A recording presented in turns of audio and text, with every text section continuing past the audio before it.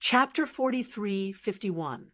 After Shanshan finished speaking, she ignored Gong Fan's worried expression and walked towards the laundry room. Yu grabbed Gong Fan's hand and immediately followed her cautiously. He sighed in his heart and was also skeptical. He did not hear any movement, but Shanshan could actually hear footsteps a few floors away. This was too mysterious. Shanshan obviously saw through his doubts and said with a smile, "My hearing is very good.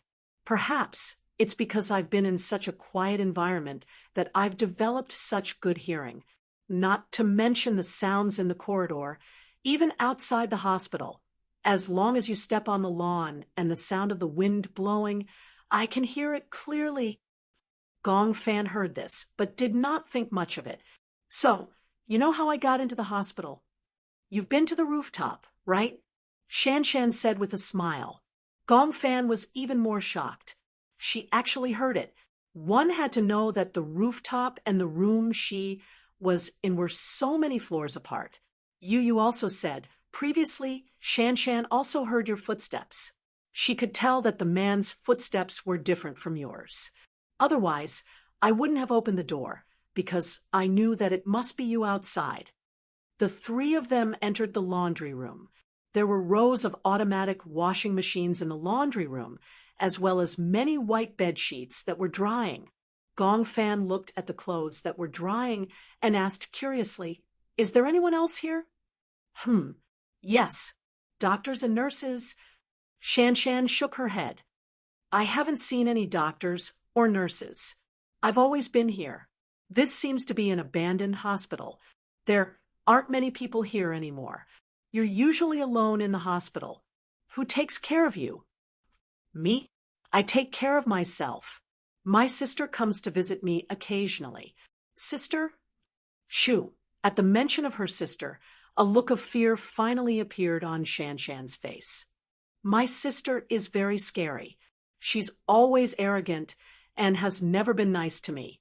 When Gong Fan heard this, he immediately felt strange. For some reason, he actually thought of Yun Na.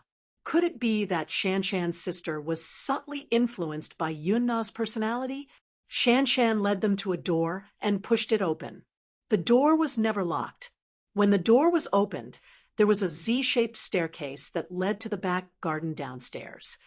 "It's here," Shanshan said.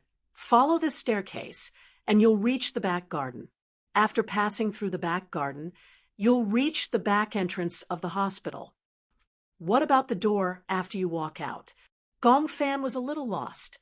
He couldn't tell if his car was parked at the main entrance or the back entrance. His gaze passed through the back garden. The back door seemed to lead to a mountain. "Is that a mountain?" "Yes." "What's on the mountain?" Shanshan shook her head blankly. "I don't know. I've never left this place. I haven't even been to the back garden, but I've always been upstairs looking at the back garden from the window. I saw a path leading to the back door. Let's go. Let's go to the back of the mountain and take a look." You muttered in her heart. There couldn't be any wild beasts on this mountain, right? The three of them went all the way down the stairs until they reached the first floor. They plunged into the back garden. The back garden was a large and dense garden with greenery, flowers, grass, stone carvings. Chapter 43:52. The three of them were extremely cautious. You had an ominous feeling. He felt as if someone was watching him closely from behind, but he didn't dare to turn around. He felt that if he turned around and met that person's gaze, "I feel as if someone is watching us from behind." "You feel it too?" Gong Fan was about to turn around when you tugged at his arm. "Don't turn around." "Why?" "I feel that something is wrong. If we don't turn around, that person seems to be looking for us and watching us closely from behind.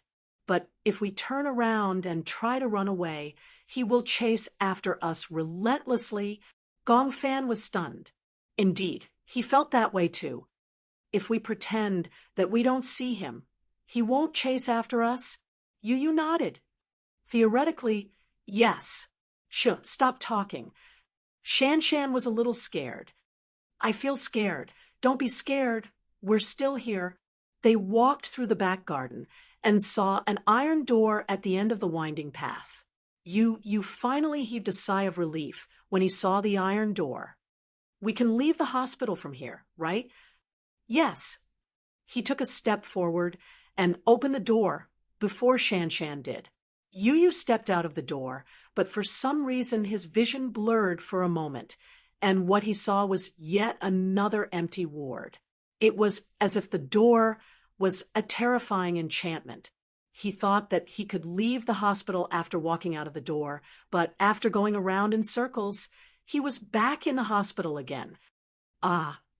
Yu opened his eyes abruptly and struggled to wake up from the bed. The nightmarish dream was tearing his brain apart. As far as his eyes could see, all he could see were concerned faces. Alice, Gong Jia, Lisa, Hua Jin, Natalia, they were all here. However, Yu was so scared that he shrunk his shoulders. He didn't know why, but the two worlds kept switching back and forth. He couldn't even tell if he was still in the dream or had already walked out of it. What's going on? Yu held his head and rubbed his temples in pain. He was a little confused. Where am I? Who am I? His personality kept colliding with the door in his body, and he was a little lost. No one in the room said a word. It was so quiet that it was as if they were frozen. It was a strange scene. They were very worried, but Romanka had repeatedly reminded them that Yu was awake. No matter how worried they were, they couldn't say a word. Otherwise, it would disturb Yu's consciousness. Romanka was standing beside Yu. He was so quiet that it was as if he didn't exist. You didn't notice his presence. Hence, he took the opportunity to bring a bottle of smoke to the tip of Yu's nose. The smoke rose in spirals. Yu unknowingly took a big breath.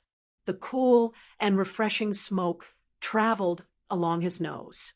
It was as if the cool and refreshing chill had gushed into his swollen temples and calmed his chaotic heartbeat. He closed his eyes and greedily sucked in another big mouthful.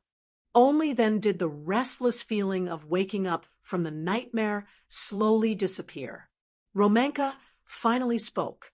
Chapter 43:53. This is not a dream. No matter what happened in the dream, calm down and take a deep breath. Yu followed his footsteps and breathed slowly. After repeating the cycle many times, his eyes finally cleared up and were no longer cloudy. The messy voices of those personalities in his mind finally subsided. Yu opened his eyes. When Alice saw that he had regained his composure, she suppressed her worry and said tentatively, you're fine now. She guessed that he had a nightmare. She was so worried that she wanted to ask him a lot of questions. For example, she wanted to ask him, do you feel better or are you not feeling well? However, Romanka had said that if Yu had woken up, he must have experienced a lot of dangerous things. If he woke up, his mind would be in a mess. If she asked him a few more questions, he might not be able to react. He might even get anxious and angry. Since Yu had woken up, it meant that he was fine. However, at this time, it was better for him to maintain a clear mind and not ask too many questions. This was the best way for him. Alice could only tell him one thing clearly: he was awake. Moreover, this was the real world. Even with these few keywords, Yu had to slow down for a long time before he could understand the current situation. He was too tired. Experiencing those things in the dream was much more tiring than experiencing them in the real world. Often, many people would have such a feeling. A truly comfortable sleep was a dreamless sleep. After falling asleep, there would be no dreams. Instead, one would sleep until the sun rose and wake up naturally. When one opened their eyes, even the air was very fresh. If one fell asleep and started to dream, it might be better if it was a good dream. However, if it was a nightmare-related dream, one would feel as if something was stuck in their throat when they woke up. Not only would it be difficult to breathe, but even their head would feel heavy and uncomfortable. Even their breathing would be very turbid. The more a person dreamed, the more they would have trouble sleeping. You had experienced a series of things. Although he seemed to be sleeping, in reality, his brain was still very active in his dreams. When he woke up, he would inevitably feel a little dazed. Therefore, this also proved why dual personality disorder and multiple personality disorder consumed a lot of mental energy. The so-called mental power was because not only was the patient active in the real world, but when the patient was sleeping, the other personalities would be active in the dream, and these personalities would switch back and forth. Gradually, the body would only become a vessel that carried the personality. What was a container? It was these personalities that gradually broke away from their bodies and competed with each other for the vessel. Even if they got along well with each other, the repeated stripping and re-entering was like entering an environment of minus 30 degrees Celsius all of a sudden, and then entering a hot day of 40 degrees Celsius. If this happened too frequently, the body would eventually collapse. In Alice's eyes, Yu's willpower was extremely strong. In addition, the two personalities had been getting along well, so that kind of situation wouldn't happen. But it was foreseeable that Yu's body wouldn't be able to handle it if she didn't make some adjustments soon. Chapter 43:54. That was because her face was no longer expressive. Her body had become a vessel. Her personalities were alternating back and forth, killing each other and giving birth to new ones. Her expression could no longer keep up with the frequency of her personality switching. For some reason, Alice's heart ached. Perhaps she was worried that Yu would end up like this. After Yu woke up, Romanka gently massaged his temples and let him lie on the bed. After closing his eyes for a while, Yu finally became more awake. When he regained consciousness, he suddenly became anxious. How could this be? He looked around anxiously, as if he was very anxious. Romanka saw his anxious look and frowned. "What's the matter?" When Yu saw him, he nervously grabbed his sleeve. "Did you wake me up?" Romanka looked innocent. He shook his head and said, "You woke up on your own. No one woke you up." "How could I have woken up?" Yu was a little anxious. When he thought of the scene in his dream where he, Gong Fan, and Shan Shan had escaped to the back garden and found the exit with great difficulty, they had just opened the door and returned to the ward. He couldn't help but break out in cold sweat. He didn't know if this was a dream or a messy scene when he was about to wake up. He was a little irrational. "You can't come back," Yu mumbled. "Why should I come back?" Romanka saw that he was anxious to return to the dream and knew that Yu and Gong Fan had encountered some danger in the dream. "Why not? Do you have anything that you're confused about? Tell me. Maybe I'll find a way for you." Yu looked at him suspiciously. He didn't know if he should believe him now. Alice encouraged him. "Yu, tell Professor Romanka if you have anything, he'll help you." Right now, other than Romanka, there seemed to be no one who could help him. I clearly remember this dream that I had." Hearing this, Romanka knew that Yu was willing to talk. He was not anxious to continue listening. Instead, he picked up the sketch pad and said to Yu, "Actually, this is not a dream. It is a dimension created by your brain. To be precise, it is the hometown of your personality. The people you meet there are all personalities in your body. When I woke up, I was in a hospital. The hospital is huge, but there doesn't seem to be anyone here. There aren't any doctors or nurses." Yu explained quietly. Romanka asked, "What's a hospital like?" "I stayed in the ward the whole time, so I didn't observe.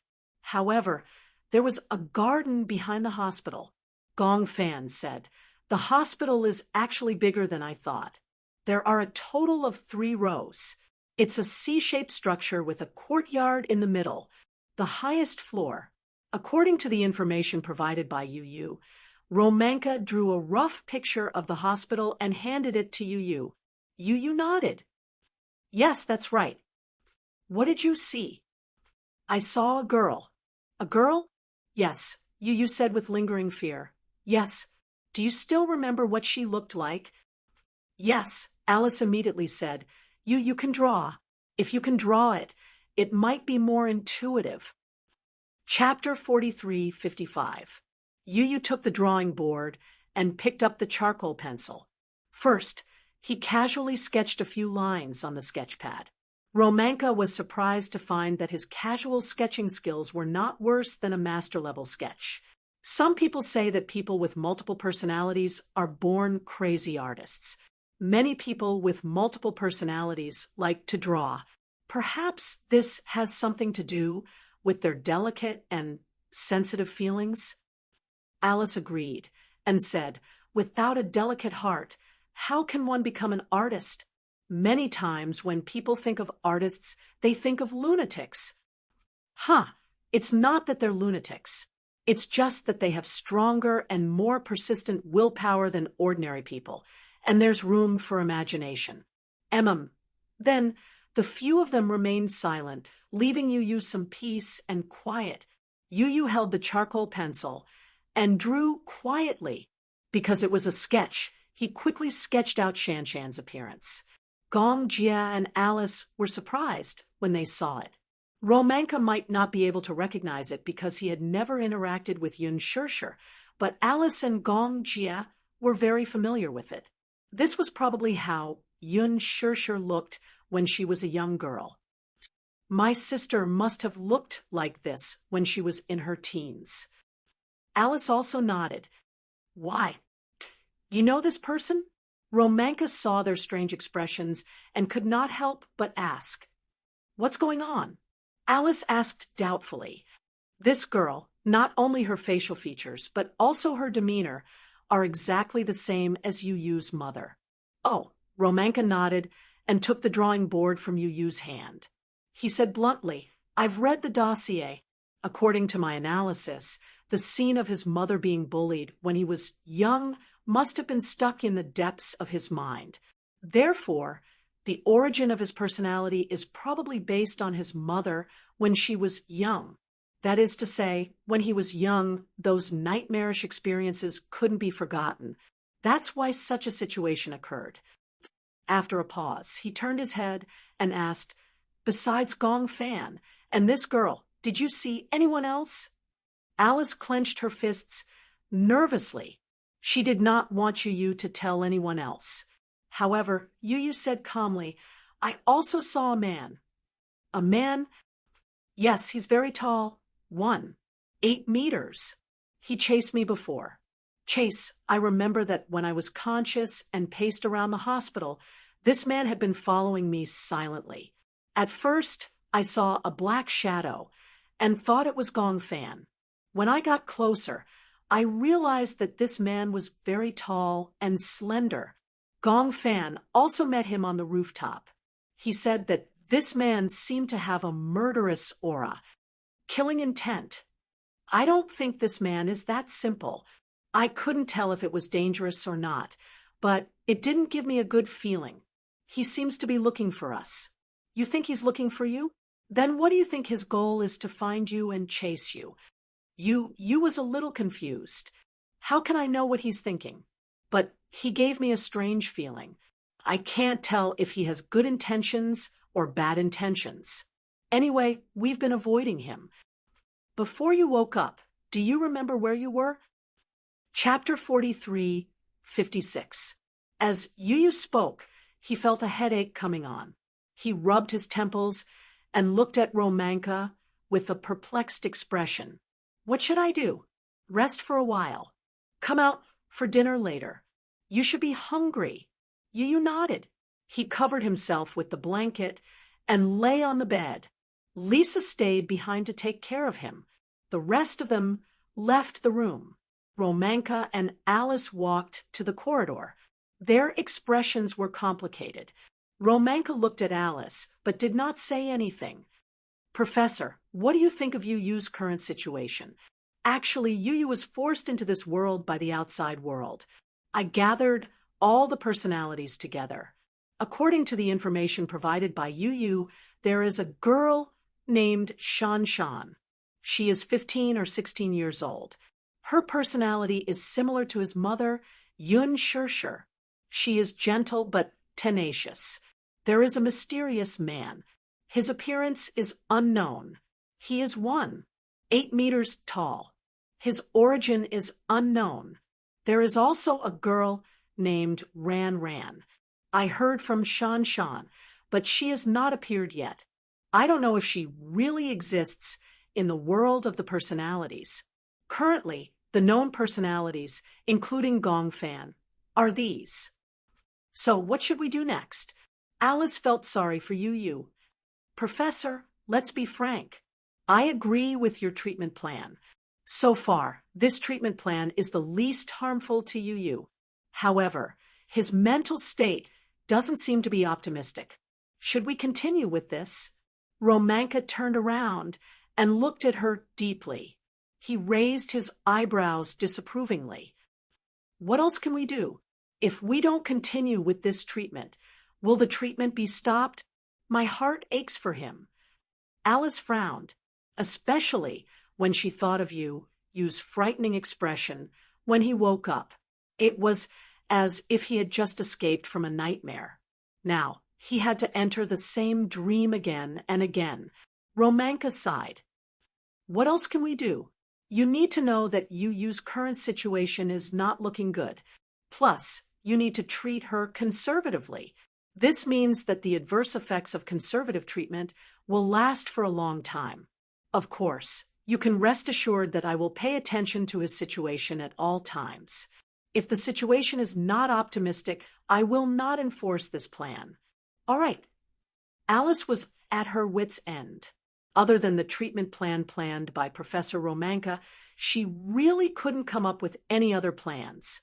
When Yu woke up, it was a sunny day. Compared to the gloomy days in the other world, the warm sunshine in the real world made him yearn for it.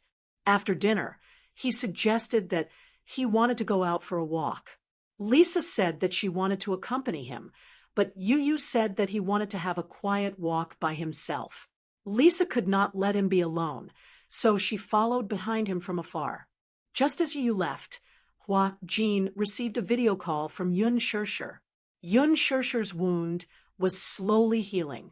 As the wound was very deep, she was still unable to get out of bed and walk around freely. In the video call, she was still wearing the hospital gown. However, under Mu Yaja's meticulous care, she looked much better. Where's Yu?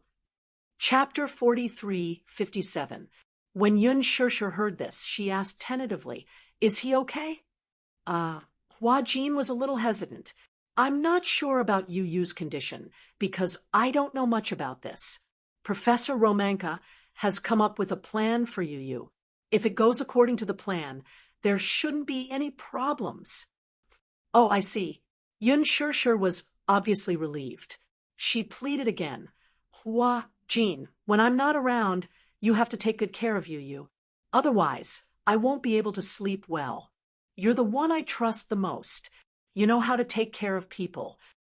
Don't worry, I'll take good care of Yu and Natalia." Hua Jin promised again. Yun Shirshir was relieved. "If Yu comes back, tell him that I'll go over to accompany him after I've recovered." "Okay, I won't forget." After hanging up the phone, Hua Jin looked a little worried.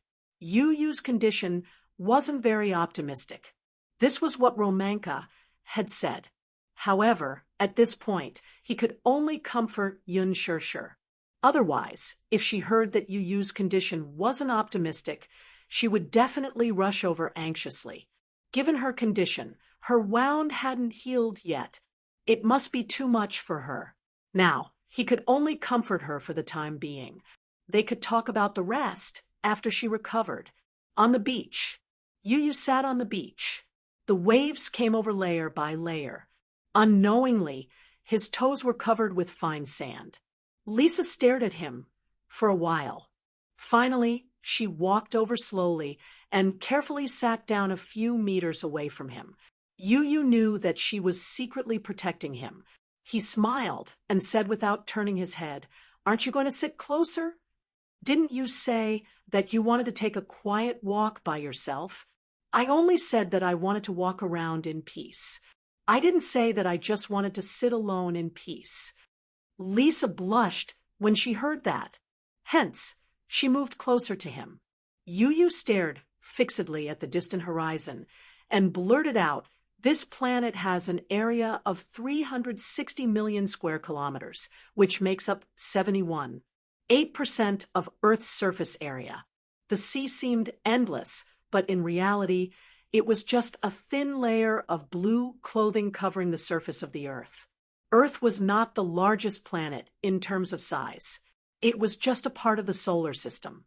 The solar system was so big, but compared to the Milky Way, it was nothing.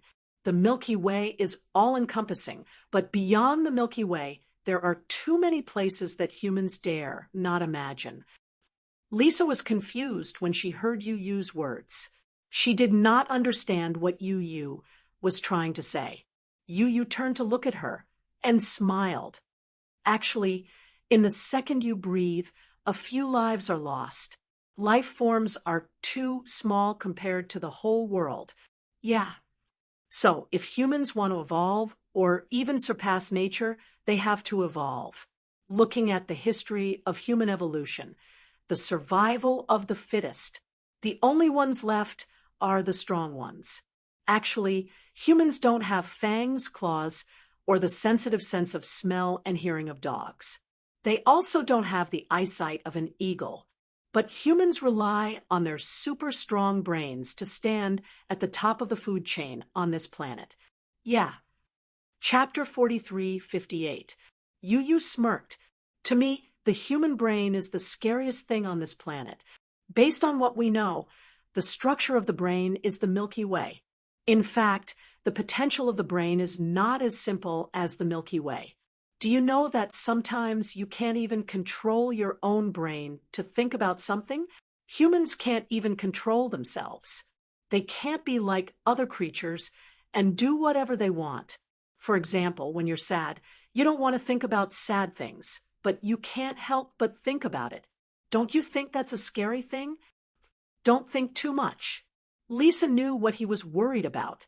You laughed helplessly. He stood up and patted the sand off his butt. "Get up, let's go back. Will the sun hurt if we don't continue to bask in the sun? If we bask in the sun for too long, we'll get sunburned."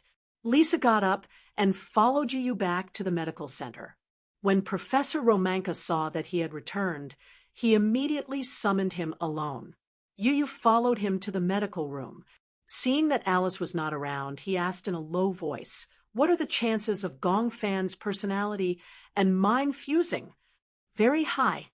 "How high is very high?" "There's no accurate data on this. If there's no accident, the two of you can definitely fuse.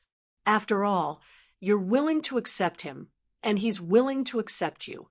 There's no problem with the fusion." Yu was silent for a while. "What do you mean by accident? Didn't I say that if he dies in the dream, he'll disappear forever?" "Why would he disappear?" Yu was not convinced. "He's a personality that I created. Why would he disappear? If I didn't allow him to disappear, would he disappear?" The personality was controlled by the brain. If he couldn't even control his own brain, Yu would definitely feel indignant. Romanka glanced at him. "Do you know why people suffer from depression?" "Huh. Because people can't control their nerves at all. There were thousands and thousands of sensors in a human's sensory system. Even if there was a mistake in the most important part, there was no way for the human body to repair it. He could no longer be naturally happy or naturally sad. Even sleeping normally had become his biggest problem. Actually, why don't you think about it? Is the person controlling the brain, or is the brain controlling the body? What you mean is that humans are just parasites that live in this body and accept the control of the brain. I didn't say that. Romanka carried Yu to the monitoring chair and put on a brain imaging helmet for him. Man is neither a parasite nor a god who controls the brain. Just like how humans will never be able to dominate the world. Why? Haven't humans already dominated this world? If the world you're talking about refers to Earth, then I can also break your fallacy. So far, man has not completely conquered nature. Humans have invented so many remarkable technologies, but why can't they prevent natural disasters? Hearing this, Yu was momentarily speechless. He didn't know how to answer this question. Chapter 43:59. Romanka turned on the device and said, "Lie down. I'll monitor the activity of the personality in your brain. If I leave that world, will I still be in the body in that world? I'm not an encyclopedia of multiple personality worlds. I don't know everything. I only know that the main personality won't disappear, but I can't say that I'm 100% sure about this." Romanka continued, "The next time you sleep and enter that world, everything will be revealed. Actually, my suggestion is that before you enter that world, you should first have a full sleep to replenish your mental strength." "No need. You said stubbornly, 'I'm not tired.'" Romanka looked at the brain imaging displayed on the screen, but he didn't expose his excuse. Not tired? He was just a child. How long could he last? No one knew. But there was no doubt that his mental state was already very bad. Romanka did not say anything else. After the brain imaging test, you could not understand the imaging. He asked curiously, "What should I do the next time I enter that world?" "I think that the activity on the surface of your brain is still very high. This means that the personality living in your body has not fully emerged. You can explore more in that world while protecting your own safety." Explore. You did not think much of it. That's too risky. The truth always comes with risks. You nodded. "Okay, I got it." After evening, Yu went to bed early. Romanka had prescribed a lot of medicine for him. When Alice brought it over, Yu looked at the colorful pills in the box with a frown. Obviously, he was not very willing. "There's no choice. This one is for calming the nerves. This one is for helping you sleep. This one is for—" Yu pursed his lips. "Okay, don't say any more. I'll just eat them all." That's a good boy." Alice smiled. "Eat them one by one. They'll help with your absorption." Yu followed Alice's instructions and took the pills one by one.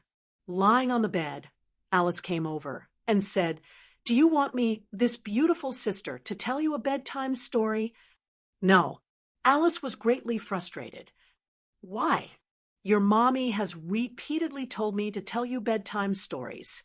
I'm not a kid anymore. Tell me the truth. Do you dislike me?" "Yes." You waved her hand. "What if I have nightmares when I look at your face?" Alice almost spat out a mouthful of blood. "What? My beautiful face actually gave you nightmares?" She was heartbroken. You was finally amused by her. "Okay, Auntie Alice is the most beautiful, okay?" It was rare to hear you praise her. Alice was satisfied. She tucked you in and said gently, "Sleep early, okay?" She bent down and kissed him gently on the forehead. "This is a good night kiss on behalf of your mommy. Good boy." You smiled. If Alice becomes a mother in the future, she'll definitely be a very gentle mother. I'm afraid you won't have the chance. Chapter 43:60. Entering the dream again, Yu opened his eyes and realized that he was lying in the back seat of the car. Seeing that he was awake, Shan, who was sitting in the front passenger seat, said happily, "He's awake." Gong Fan was driving. He glanced through the rearview mirror and saw that Yu was awake. He relaxed his brows. You sat up and asked curiously, "Where am I?" "You suddenly fainted just now. Did you return to the real world Yes. Yu nodded. Because a person's sleep time is limited. Did anything happen after I woke up? No. Shan explained. After you fainted, I was very worried. I didn't know what happened to you, but Gong Fan said that you were too tired and fainted. He carried you and followed the road to find the car. He said that he drove the car to this hospital. Yu sat up. Where are we going now? I heard him say that we're going home. Home. Yu was confused. Where are we going? Back to where I was before. Gong Fan explained, and Yu did not ask any further after hearing that. He was surprised to see Gong Fan controlling the steering wheel so easily. Do you know how to drive? A little. When did you learn? Did Xiao Chen teach you? Gong Fan smiled. I think this car is no different from a go-kart. Oh, please. There was still a huge and obvious difference, okay? However, at such a tense moment, Gong Fan's words made him feel much more relaxed. Gong Fan did not know the road. He did not know how far they had gone. Fortunately, he had filled the car with gas. Hence, he was not afraid of being stranded halfway. After going around in circles, they still returned to the original junction. However, there were only 3 forks in the road. Since he had taken 2 wrong paths, the last one must be the way to the manor. Gong Fan stepped on the accelerator without hesitation. 10 minutes later, the car arrived at the entrance of the manor. Gong Fan parked the car in the garage, and the 3 of them got out of the car. When Shan saw such a huge manor, she was stunned. What a luxurious manor. Gong Fan, is this really your home? Yu was also in disbelief. She never thought that there would be such a luxurious manor in this world. It was really amazing. It was as luxurious as a manor in the real world. Yu remembered that she had gone to a winery with Mu Yaja before. It seemed to be a manor like this one. It was very big. Just the back garden alone took up 10 acres of land. Gong Fan didn't know how to explain it, just like how Shan couldn't explain why she had been in the same hospital since she was conscious. Ever since he was conscious, he had been living in a manor like this. During normal times, he lived in this manor step by step and did not feel that there was anything wrong with it. It's here. Let's go in. Normally, no one would be able to discover this place. As Gong Fan spoke, he walked to the door. However, he realized that the door was ajar and not closed. He remembered that he had closed the door before he left. What was going on? Gong Fan looked around in confusion.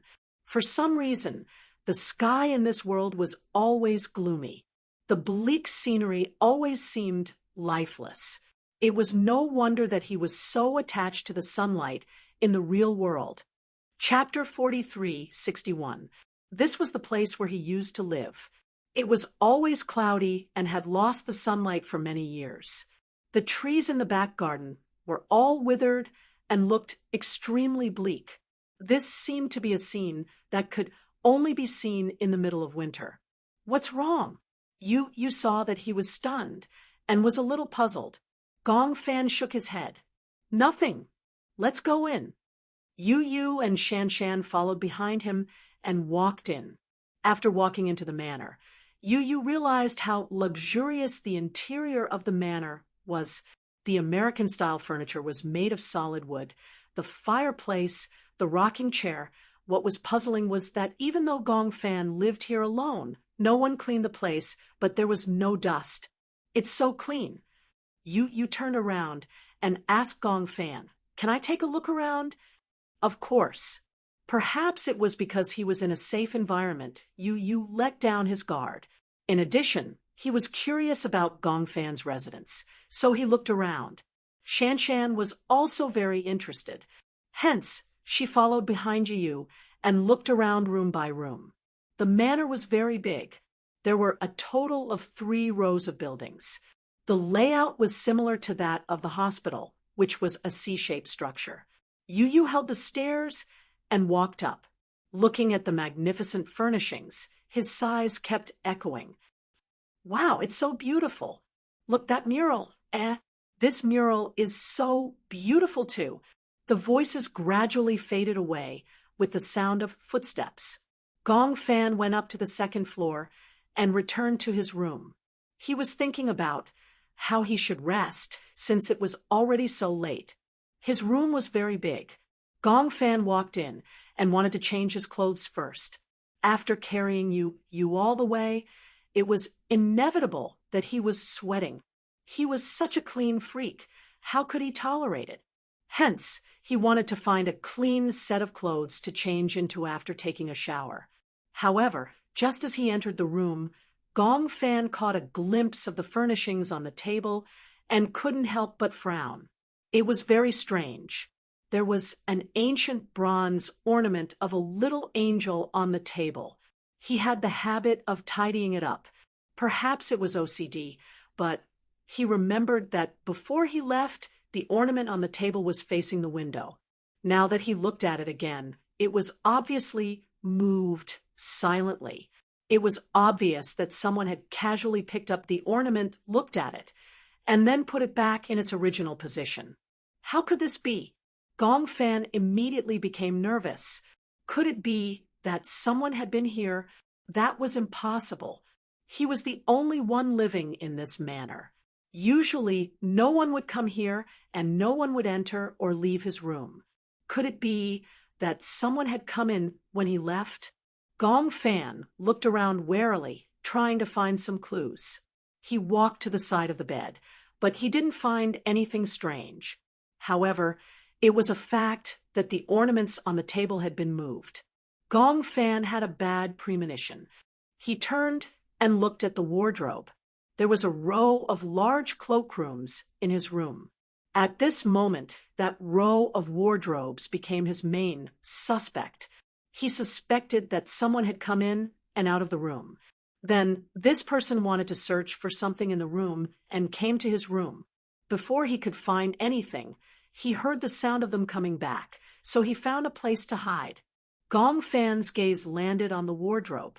He clenched his fists and slowly walked over. Chapter 43:62. He purposely lightened his footsteps, obviously suspecting that someone was hiding in the cupboard.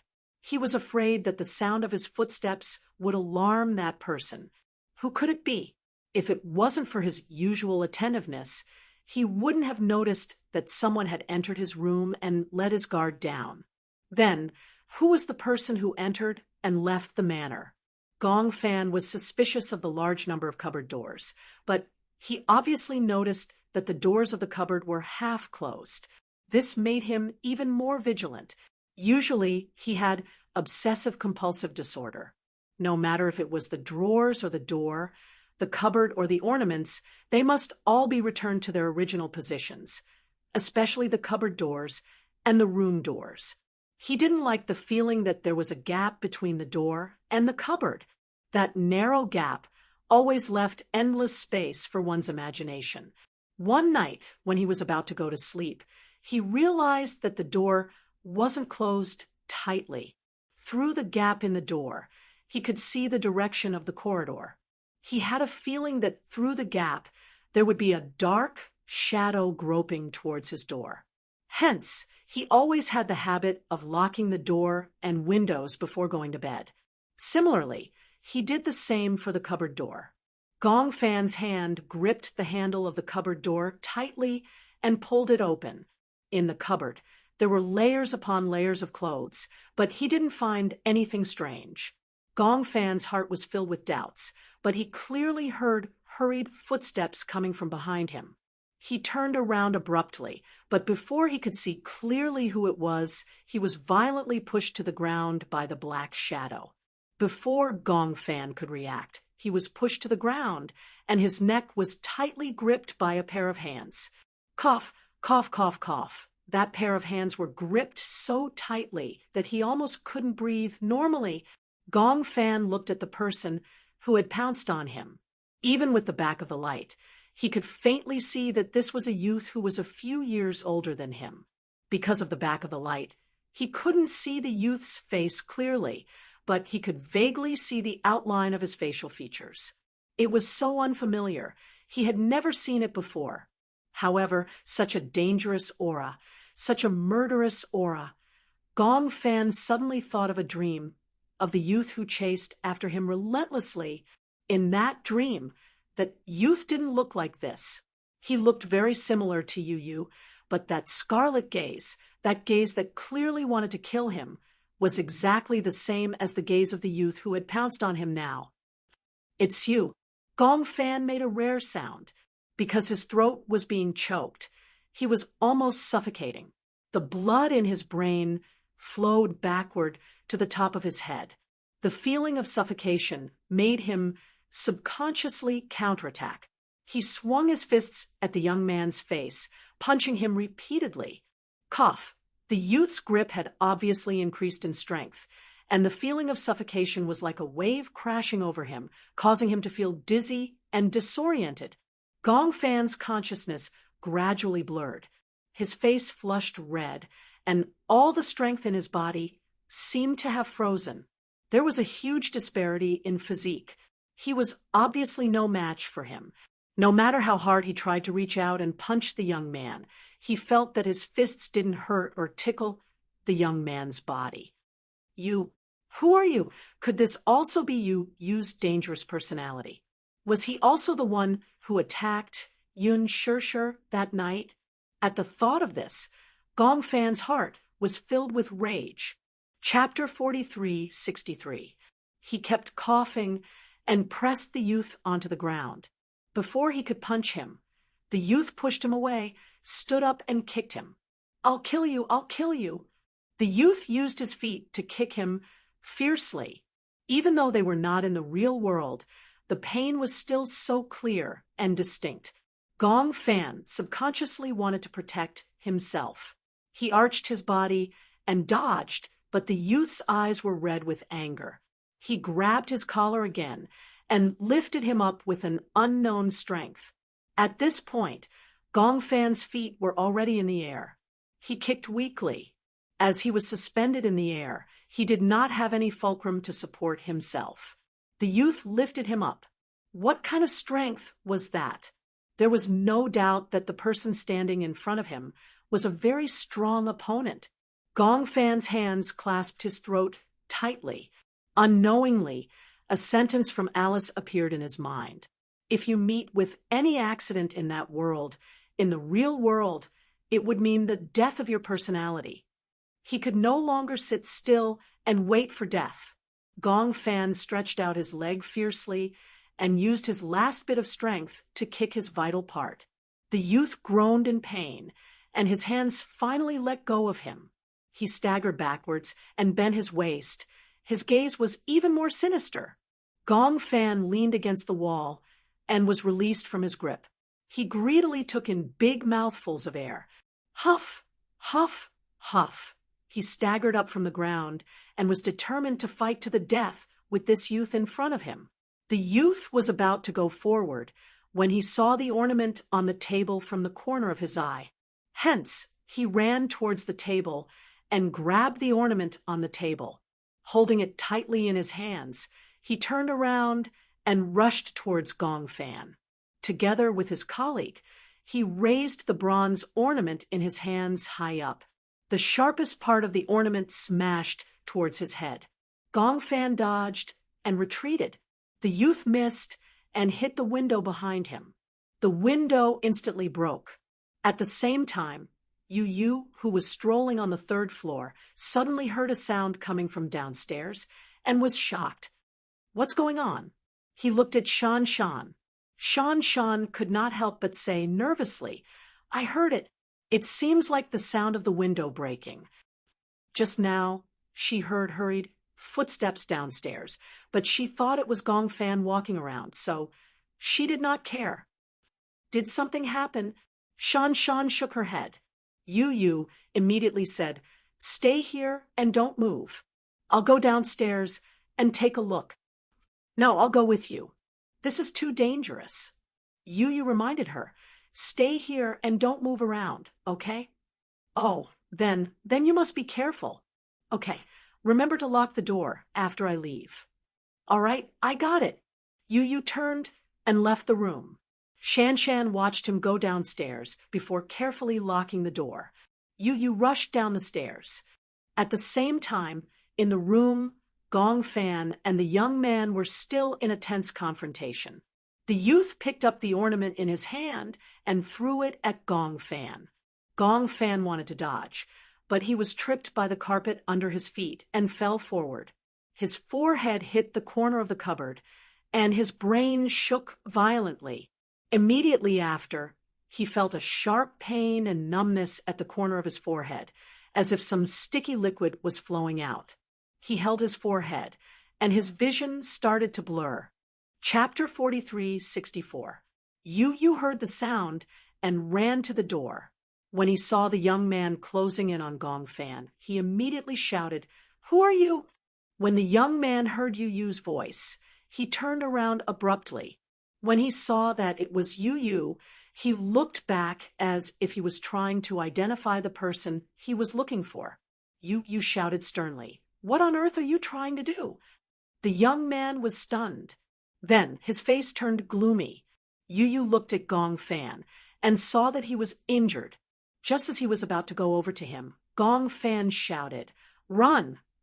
Just as Gong Fan finished speaking, the young man pounced on Yu. When Gong Fan saw this, he did not care about his dizziness. He did not know where he got the remaining strength from, but he pounced over and hugged the young man's leg tightly. The young man did not expect him to be so bold. He was caught off guard and tripped on the ground. The young man turned around with a fierce gaze. "You're courting death." As he spoke, his fists landed on Gong Fan's body, like raindrops. When Yu saw this, he was anxious. However, he knew that he was no match for this young man. Hence, he said to the young man, "Be ****. Come at me if you dare." The young man's attention was attracted by Yu, and he turned around. At this moment, Gong Fan was already exhausted. His head was dizzy, and he fell to the ground weakly. Yu turned around and ran, attracting all the young man's attention. The young man stood up, kicked Gong Fan aside, and chased after Yu. Yu ran up to the 4th floor in one breath. The young man chased after him. He ran extremely fast and caught up with him in a short while. Yu hid in a room and locked the door. He leaned against the door and tried his best to suppress his breathing. He nervously listened to the movements outside. Outside the door, the young man's footsteps slowly passed by. When he passed by the room Yu was hiding in, he paused for a few seconds. When Yu heard this, she couldn't help but hold her breath. She was worried that the young man would break down the door if he found out. He knew in his heart that he was no match for this young man. The youth paused at the door for a while, then slowly walked away.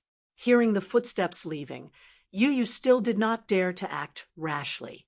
However, he was still worried about Gong Fan downstairs.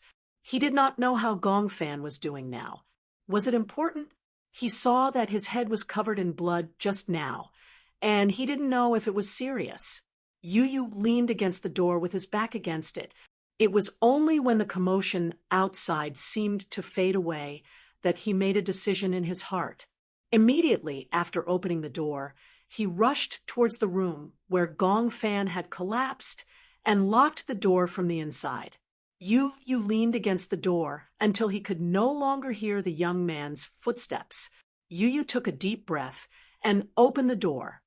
Originally, at this moment, he should have rushed downstairs. However, for some reason, he glanced in the direction of the young man's footsteps. The young man's back was facing him. Yu opened the door very softly.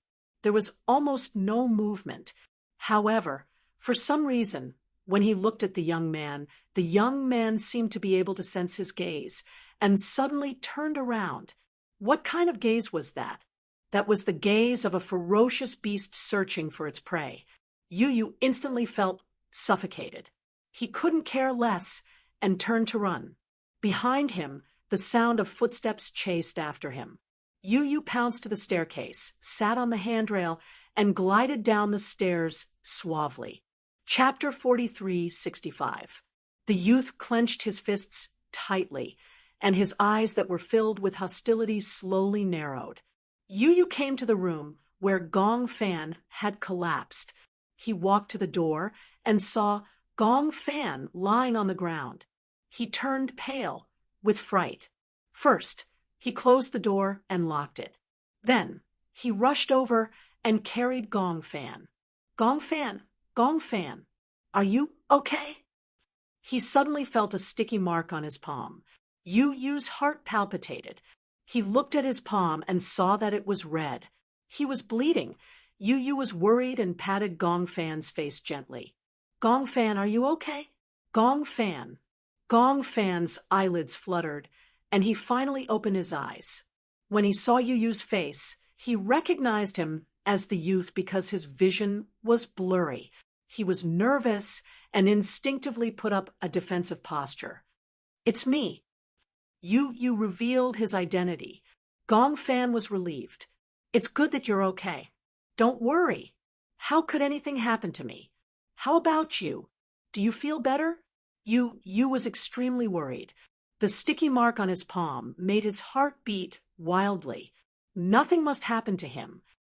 What happened? Who is that person? Gong Fan licked his dry lips and said weakly, I don't know. When I returned to my room, he suddenly appeared. Yu frowned. Maybe he sneaked into this manor after I left. I suspect that he's the one who stabbed Mommy. You have to be careful. Yu nodded and hugged him tightly. Gong Fan, nothing must happen to you. I don't want anything to happen to you. Gong Fan chuckled. Idiot, I'm just a little dizzy from hitting my head. I won't die. Really? Yu was skeptical of his words. Gong Fan looked at his worried expression and smiled in pain. It's just a small injury. Don't worry too much. Maybe I'll feel better after lying down for a while. Look at the wound on my forehead. Is it still bleeding? It's gone. Then it's fine. You don't have to worry. It would be a lie to say that he wasn't worried.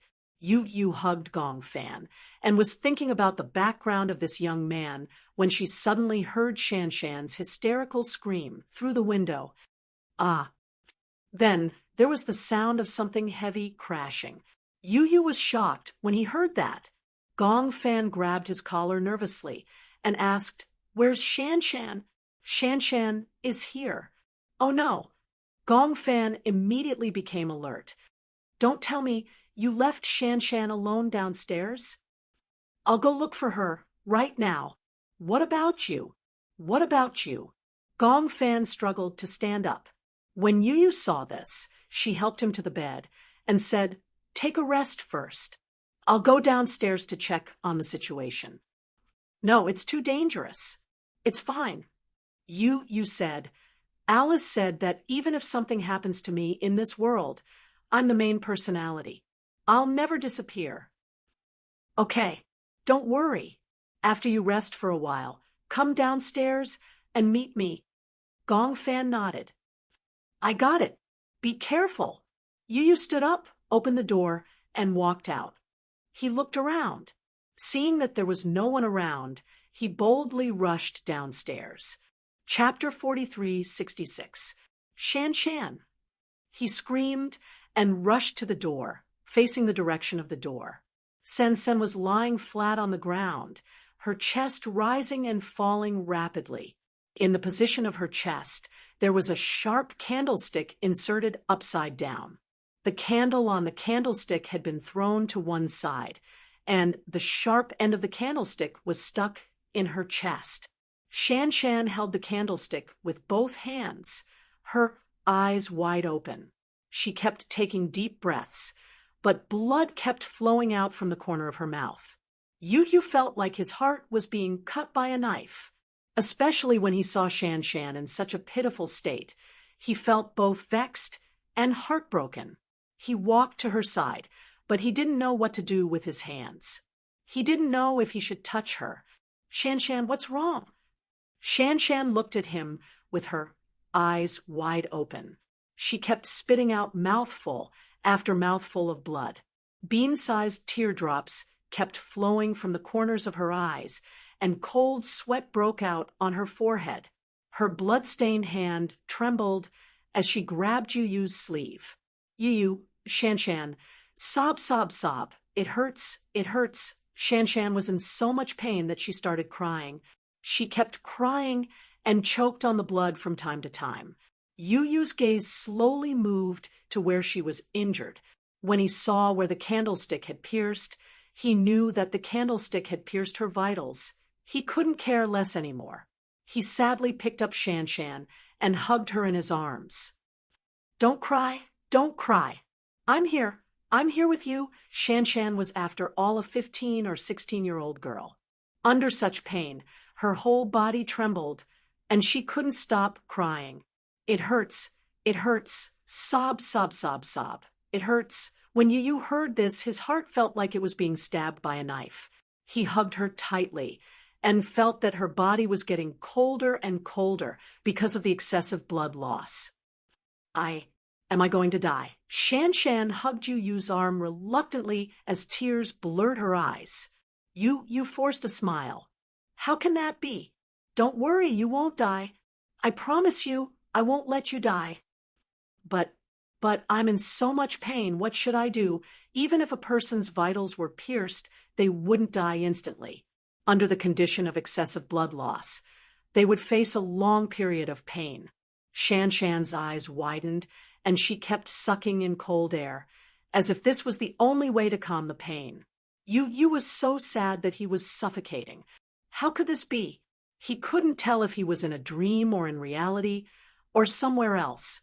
He didn't understand why he had to go through this. It must be that young man. Why would he do such a thing? Why would he do such a cruel thing? He didn't understand. What he didn't understand was whether he was the one controlling the plot, or whether it was the brain that was controlling them. As for him, the only difference between him and these personalities was that he was the main personality. This was determined from birth, and no one could shake his position. Otherwise, how would he be any different from these personalities? Yu, in his arms, the girl's breathing calmed down. It was a strange kind of smoothness. It was as if she knew that she was not far from death, and she couldn't escape from it. Yu lowered his head. Shan Shan was looking at him deeply. My name is Liang Yishan. Liang Yishan, don't forget me, okay? Even if I can't live, I want to live in your heart. Chapter 43:67. Yu's heart ached as he hugged her tightly. Shan Shan used the last of her strength to say to Yu, when I'm not around, you have to become stronger, braver. Oh, Yu held her hand tightly as his vision became blurry. Gradually, Shan Shan's hand fell from his palm powerlessly. There was a loud bang as if something had exploded in his head. He finally understood. Behind him, he heard the sound of footsteps. Yu let go of Shan Shan and carefully placed her on the floor. He stood up and turned around. At this moment, the young man was already in front of him. The young man was a head taller than him and had a similar face to him. However, they were not exactly alike. Instead, the young man's facial features were filled with ruthlessness. Yu looked at him, fearlessly, without a trace of fear. When the young man saw him like this, he was slightly surprised. He closed in on him. Why? Not running anymore. Running? Can I run forever? Yu did not retreat. Instead, he took a step closer to the young man. I understand now. Shan Shan is one of the personalities in my body. She was timid and afraid. No matter what, she was always careful, hesitant, and worried about personal gains and losses. She represented the weak personality in my body. Now, that's Shan Shan. She's dead. It means that I won't be as weak as before. The young man was slightly stunned, and his eyes narrowed. It's you who killed my cowardice. Yu slowly put his hand behind his back. Behind him was a pair of scissors that he had secretly hidden in his waist belt. Just now, when he was strolling around the room, he saw the scissors. Out of self-preservation, he casually put it in his hand.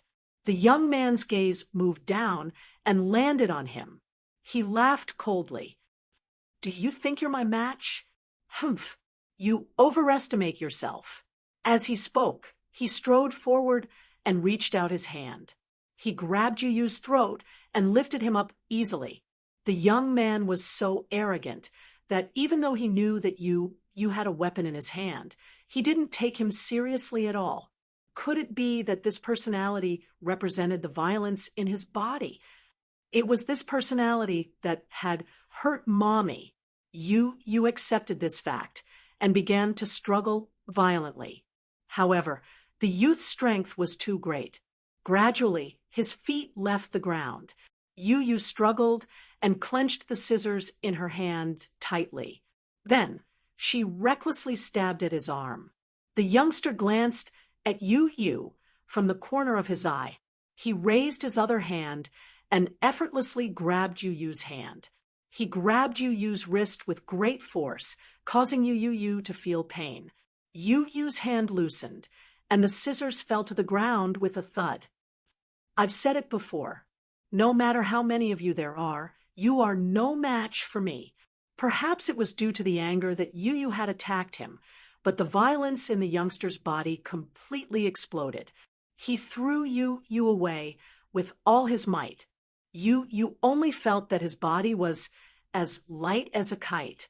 In the end, he landed heavily on the table. He somersaulted and fell to the ground. He curled up in pain. The young man walked in front of him and looked down at him.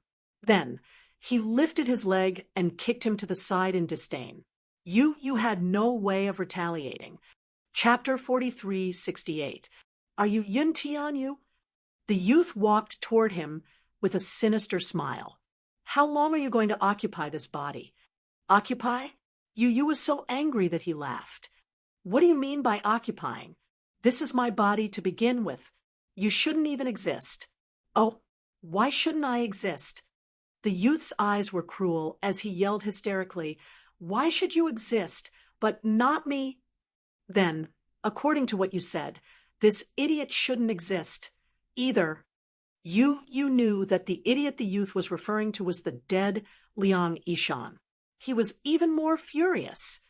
You are really unreasonable. The youth closed in on him. I don't care what you say. I only know that as long as I kill you and everyone else, this body will belong to me. What makes you think so? You said coldly, I won't let you have your way. Won't let me have my way. The youth's face was cold. I'm not just saying this.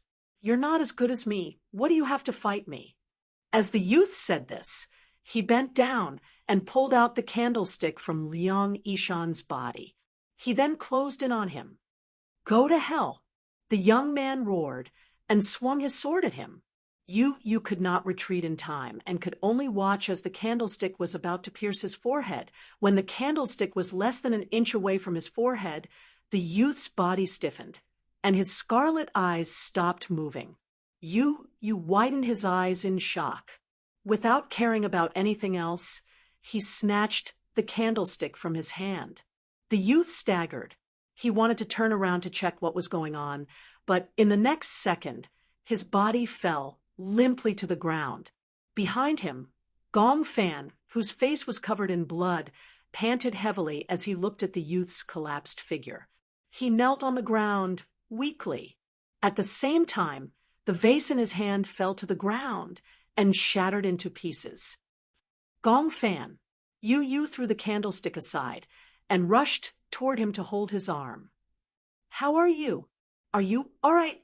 Are you all right? Even now, Gong Fan was still concerned about his safety. I'm fine. How about you? How do you feel? Just a little bit of blood. It's fine. Gong Fan was very stubborn, but Yu's heart ached. At this moment, his face was covered in blood, covering his brows and eyes, to the extent that his eyes were dyed red. Where's Shan Shan? When the two of them arrived in front of Shan Shan, you realized that Shan Shan had already stopped breathing. Her eyes were wide open, and there was a hint of reluctance in them. Gong Fan found it hard to believe. He did not know what had happened and only heard a cry of surprise. He did not expect that it was Shan Shan who had been attacked. He put his finger under her nose and listened to her pulse, but there was no reaction. Shan Shan, for some reason, even though he hadn't spent much time with Shan Shan, he still felt a bit of heartache. Yu took a deep breath. Instead of crying, he calmly closed her eyes and hugged her tightly. Shan Shan, I'm sorry. I promise you, I'll be braver in the future. Chapter 43:69. Unknowingly, Yu's arms had become empty. He was still hugging him, unwilling to come back to his senses. When Gong Fan saw this, he gently held his shoulders and said with difficulty, Let's leave this place first. Why? Why are you so cruel? You still felt heartache. Gong Fan couldn't bear it and hugged him tightly. It's over. Everything will be over. Yu bit his lip and hugged him tightly. I definitely won't let you disappear like Shan Shan. Okay. Gong Fan replied, I won't leave your side. The two of them supported each other and left the manor. The night breeze blew.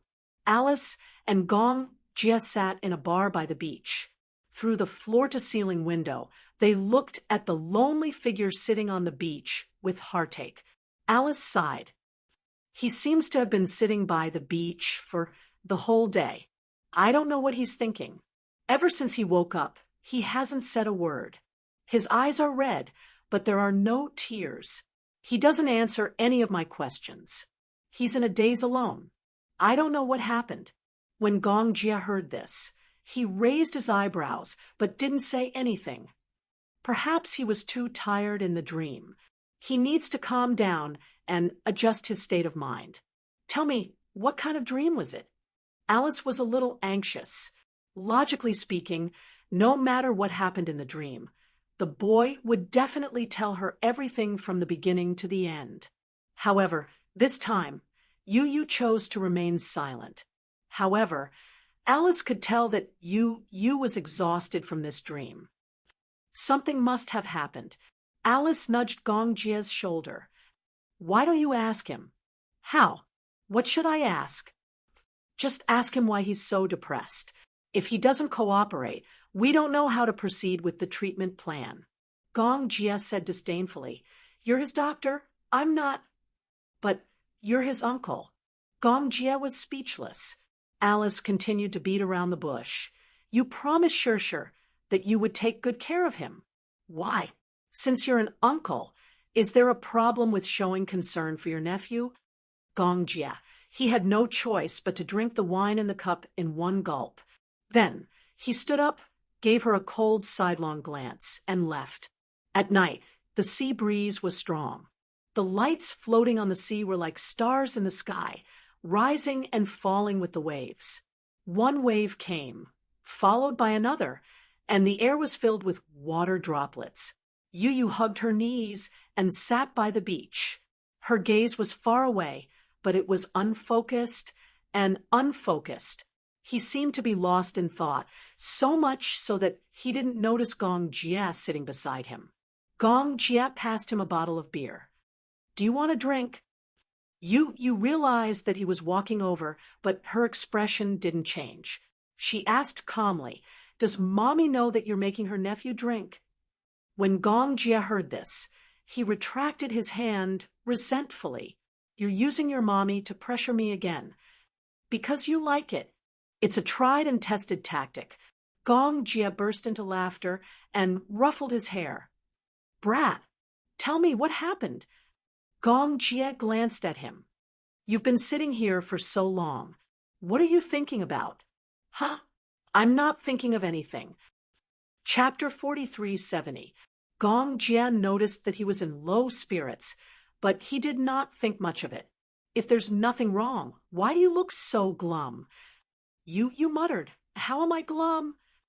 You look so glum, and you're asking me why you're glum? You stop talking. Gong Jia placed his hands behind his back and closed his eyes, feeling the slightly damp sea breeze. Yu did not want to answer, so he was not in a hurry to ask. In the dead silence, Yu said bitterly, I killed me. Gong Jia was taken aback when he heard this. Clearly, he did not understand what the other meant. What do you mean? Gong Jia did not know whether to laugh or cry. Killed you? Why would I kill you? Besides, aren't you fine? I don't understand what you're saying. You was obviously exhausted. He buried his face in his arms. Unknowingly, tears fell silently. Gong Jia did not notice that he was crying. Yu buried his face in the crook of his arm as he cried, silently. Gong Jia saw that he did not want to say anything else, so he kept quiet and accompanied him quietly. You're indeed my nephew. When I was young, I liked to sit by the sea when I was in a bad mood. I would feel the sea breeze, and I would think things through. Yu looked up, but did not say anything. The night was getting late. Yu stood up and turned around. He saw Gong Jia lying on the sofa, asleep. Was this really his uncle? Alice must have asked him to come over and comfort him. In the end, not only did he not comfort him, he even leisurely lay on the sofa and fell asleep. Yu's eyelids drooped, and he stepped on Gong Jia's stomach. Ugh! Gong Jia sat up in shock and groaned in pain. What are you doing? What are you doing here? Faced with Yu's question, Gong Jia looked dazed. After a while, he answered honestly, Alice asked me to come over and check on you. And then, you fell asleep on the sofa. In the face of Yu's cold humph, Gong Jia said disapprovingly, Why don't you give me a chance to care about you? You're just squatting here, motionless and silent. How am I supposed to comfort you? Yu was stunned for a long time. When she saw the aggrieved expression on Gong Jia's face, she suddenly felt that her uncle was extremely cute. She couldn't help but laugh out loud. Ha ha ha ha! Yu suddenly burst out laughing. Gong Jia was even more stunned and dumbfounded. Are you stupid? Ah ha ha ha! What are you laughing at? Gong Jia stood up angrily and grabbed his collar. Are you laughing at me? Ha ha ha! Uncle, you're really too cute. You laughed so hard that tears came out of her eyes. Gong Jia looked at him and suddenly stopped being angry. After a moment of silence, he said sympathetically, If you're upset, you can just cry it out. Yu laughed and slowly stopped. She didn't know whether to laugh or cry. How am I upset? I'm not upset. I just feel that your aggrieved expression is really funny. If you want to cry, just cry. Why are you crying? Because you're laughing. Chapter 43:71. Although I don't know what happened to you, you always say things that I don't understand. Gong Jia paused for a moment and squatted down again. He held his little face gently and rubbed it. But I will be like Mommy and stay by your side forever. No matter what happens to you, you will always be my nephew, okay? You clenched his teeth tightly. After hearing Gong Jia's words, he couldn't hold it in anymore. He clenched his teeth and tried to hold back his tears. Gong Jia knew that he had wanted to cry for a long time. Now that Yu was crying, it meant that he had let go of his worries in front of him. Gong Jia's heart ached as he hugged him and said helplessly, If you want to cry, just cry. Why are you still holding it in? If you keep crying in your heart, you will fall sick. As soon as he finished speaking, Yu finally couldn't hold it in anymore. He cried loudly and wantonly, Boo-hoo, has he confessed? Alice looked at Gong Jia as he walked into the laboratory and asked, Gong Jia had just sent Yu back to his room. Yu said that he was tired and wanted to lie down on the bed for a while. He thought that since he had cried for so long, his eyes must be sore and sore from crying. Gong Jia closed the door and left. After hearing what he said, I feel that it's a little unbelievable. Oh, Alice was a little curious. Tell me about it. Gong Jia told Alice everything that had happened in Yu Yu's dream. Alice listened and was silent for a long time. She also felt that it was a little unbelievable. I finally understand what Yu Yu meant when he said that he had killed himself. Huh. Actually, Yu Yu has a sense of guilt in his heart. Among all the personalities, the mysterious young man was probably the violent personality that was nurtured in his body. He didn't notice it before, and the girl named Liang Yishan was the weakest personality in his body. The violent personality killed the weak personality. Although this meant that Yu Yu's feelings for the girl were too much, he must have felt that he was the one who forced the girl to die. Personally witnessing the death of one's personality is a very shocking thing, Alice said calmly. However, the fight between the personalities is not an accident. There had been such examples before. A person with multiple personalities was hypnotized into that world. The personalities fought each other, and all the good personalities decided to work together to kill the evil personality.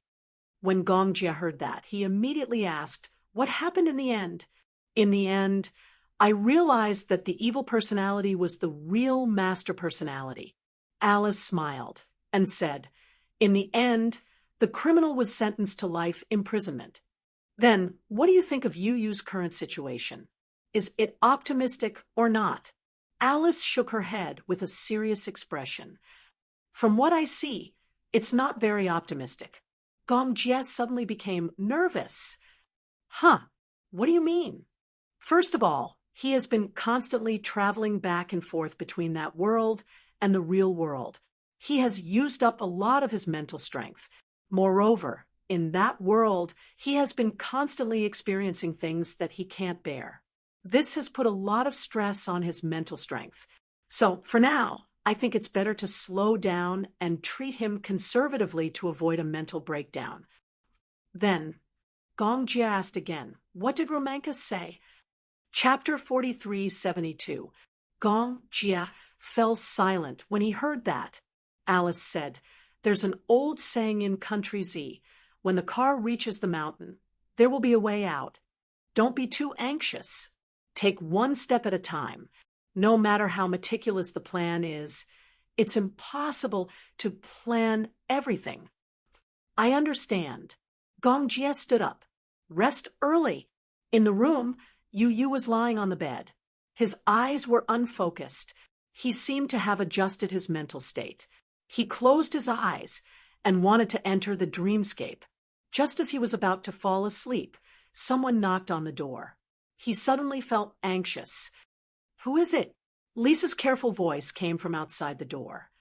"It's me, Yu Yu. Are you asleep? Get lost. Don't disturb me." Yu lost his temper unexpectedly. Originally, he was about to fall asleep, but he was strangely not sleepy tonight. He had almost forced himself to fall asleep. Being disturbed at a critical moment, he became irritable. Lisa didn't expect Yu to shout at her. One had to know that Yu was known for his gentle temper, unlike Gong Fan, who was always cold and aloof. Such a gentle person actually threw a tantrum at her. Although she felt wronged, she didn't say anything and left quietly. After Lisa left, Yu closed his eyes again, but he couldn't fall asleep. Hence, he stood up, walked outside, and rummaged through the cabinets. It wasn't easy to find a sedative in the medicine box. This was placed here by Alice.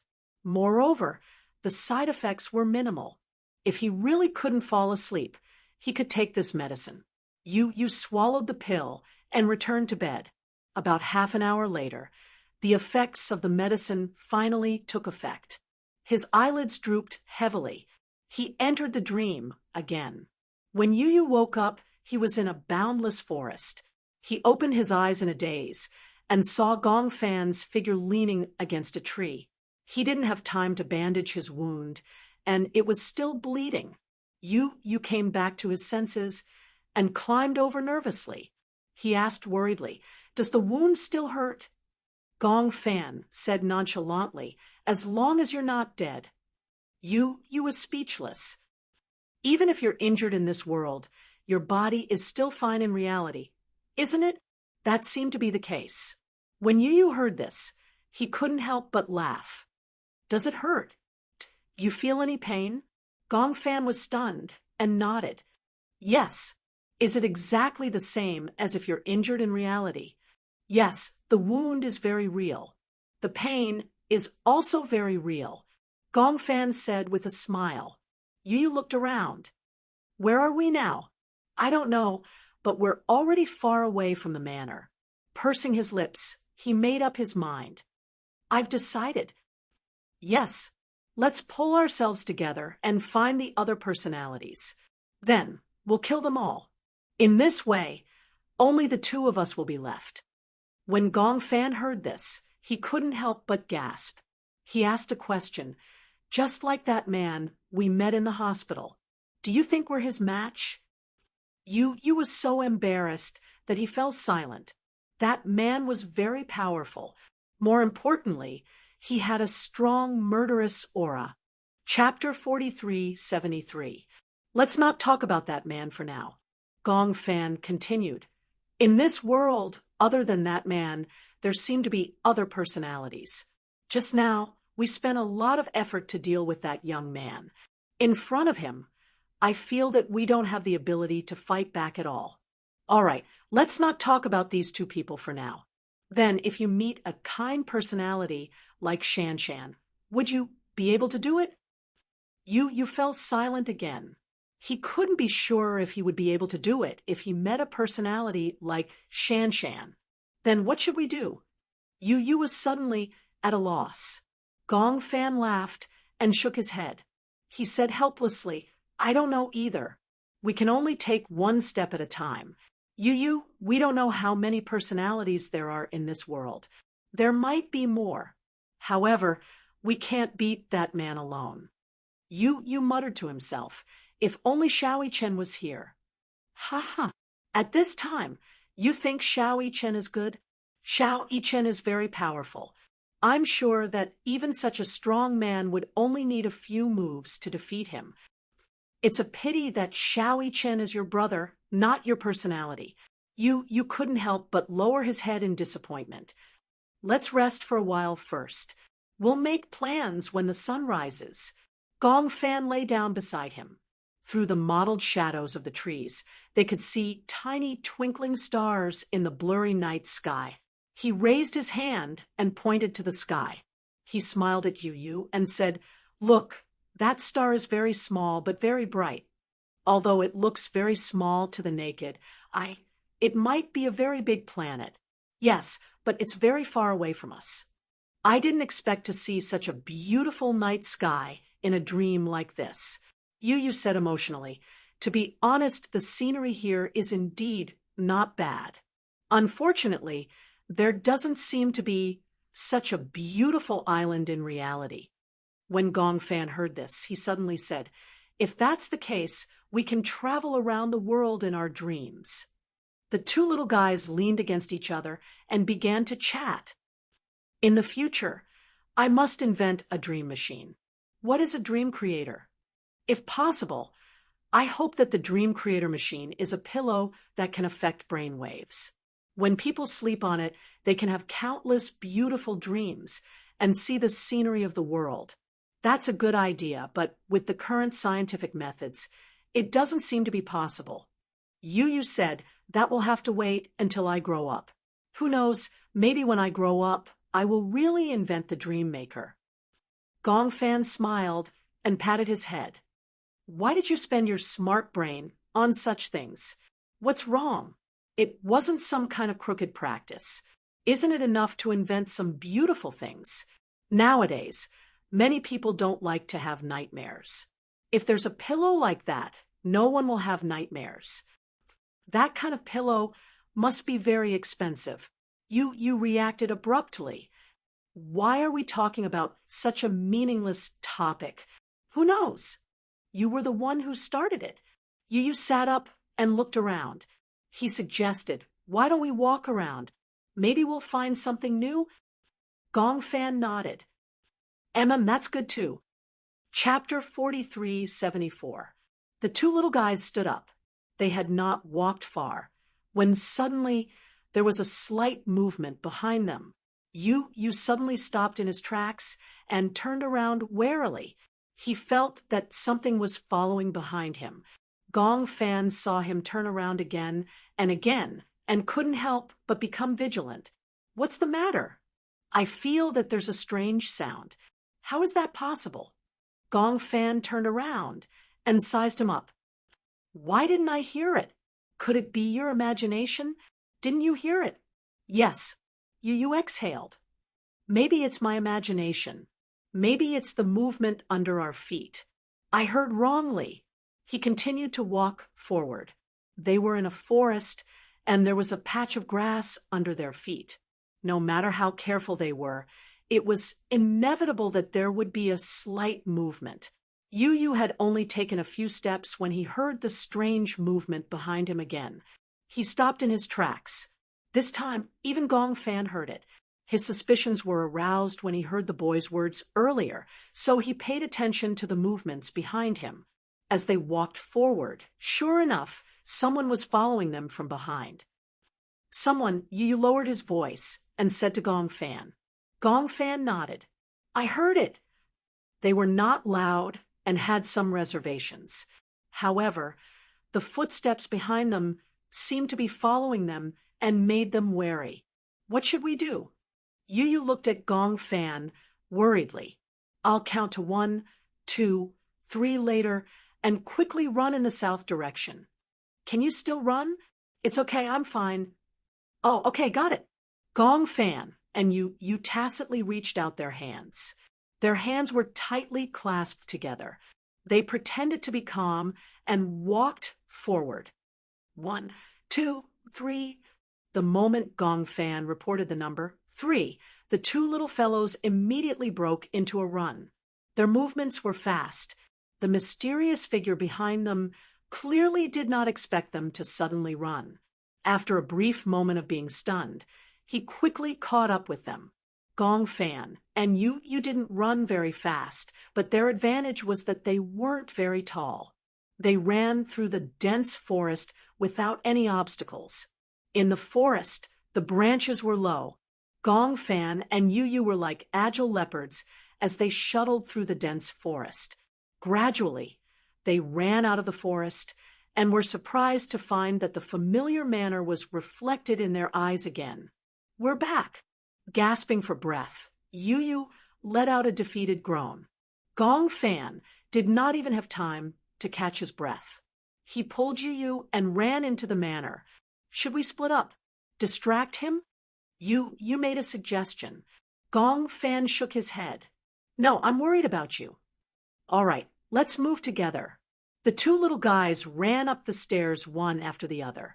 When they reached the highest floor, they lay on the escalator. The escalator in the manor was circular. Lying on the escalator, they could clearly see the figure walking up from below. Soon, that person rushed into the manor and followed the footprints to the escalator. Gong Fan's heart skipped a beat. He lifted his feet to take a look. Indeed, there were some mud spots on his feet. When they ran through the forest just now, the soles of their feet were the mud in the forest. Chapter 4375.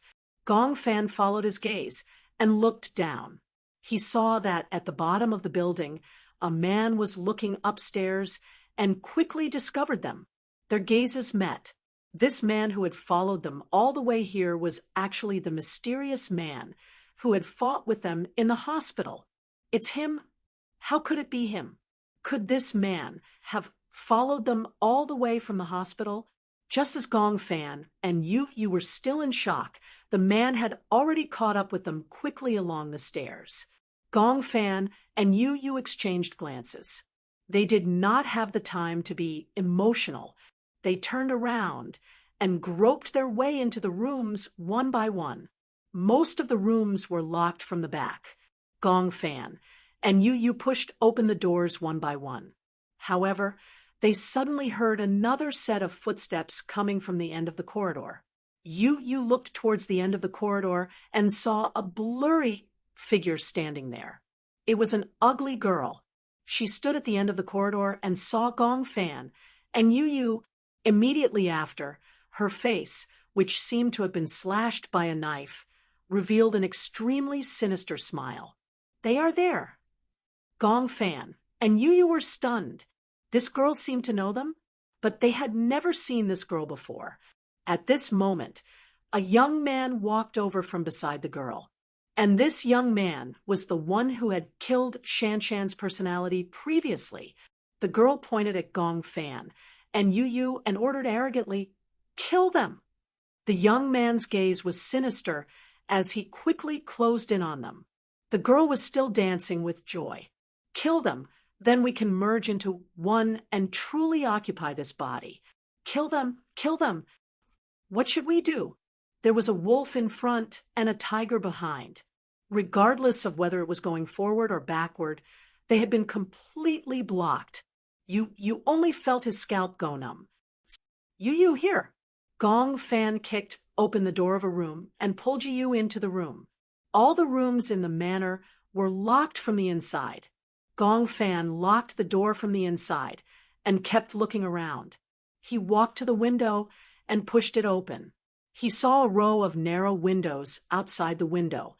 Usually, it was used to put some potted plants as decoration. It might be dangerous for adults, but they could walk on it and force their way through. Maybe we can go through this window to another room and avoid them. But are you afraid? You looked out of the window with lingering fear. They were on a very high floor. If they accidentally fell down, they did not know what would happen. At this moment, the door was kicked open with an earth-shattering sound. You did not have time to consider so much. Let's give it a try. Okay? Gong Fan, be careful. Okay, I'll go. Gong Fan was the first to climb out of the window. You followed closely behind and climbed out as well. The two of them were just able to stand firmly on the narrow windowsill and carefully made their way to another window. Do you see it? There's a small flower bed on the floor below. We can jump onto that flower bed first. Gong Fan pointed at him. You saw it too. He took a deep breath and jumped down. When Gong Fan saw it, he followed closely behind and jumped down. The two of them had just jumped down from the flower bed when they heard a girl's sharp scream from above. They're there. Chapter 4376. Gong Fan and you looked up and saw that the girl and the young man had already broken through the door and thrown themselves in front of the window. Here, go in from here. The two of them jumped in through an open window. You grabbed Gong Fan's hand and ran toward the door. The moment the door was opened, Gong Fan woke up abruptly. He had woken up from his dream. When he opened his eyes, he realized that he was lying on the bed. The first thing he saw was Alice's flustered face. You? Or Gong Fan? I'm awake. Gong Fan sat up immediately and realized that there was not only Alice, Huajin, Gong Jia, Luo Manka, and Xiaoi Chen in the room. And beside the bed, Yun Shirshir was leaning against Mu Yaja, sizing him up in fear. I'm Gong Fan. Gong Fan was still immersed in the nightmare just now, and his heart was still palpitating. In the dream, the few of them were still fighting. Why did he wake up at this critical moment? Gong Fan was suddenly at a loss. Yun Shirshir opened her mouth and wanted to go up and hug him. But because of Alice's previous warning, she held Mu Yaja's hand and did not move. After her wound healed, she did not care about recuperating and rushed over without stopping. She was worried that if she was a little later, she would not be able to see Gong Fan for the last time. Now that she saw that Gong Fan was fine and safe, she did not dare to breathe a sigh of relief. She was worried that she would really lose Gong Fan before she could comfort him for long. This was really a complicated feeling. Yun Shirshir sat down by the bed. Gong Fan, are you okay? Mommy, Gong Fan's eyes turned red when he saw Yun Shirshir. He never thought that he would be able to see Yun Shirshir and Mu Yaja again. He was filled with emotions. He sniffled and said sadly, "Last time it really wasn't me. It wasn't me. I didn't do anything to hurt you. Even if others don't believe me, you have to believe me." When Yun Shirshir heard this, she felt as if a knife had been twisted in her heart. She held his hand tightly and emphasized, "If Mommy didn't believe you, why would I come to see you? Why would I accompany you? How could Mommy believe that Gong Fan, whom she dotes on the most, would bear to do something to hurt me?" When Gong Fan heard this, he was relieved.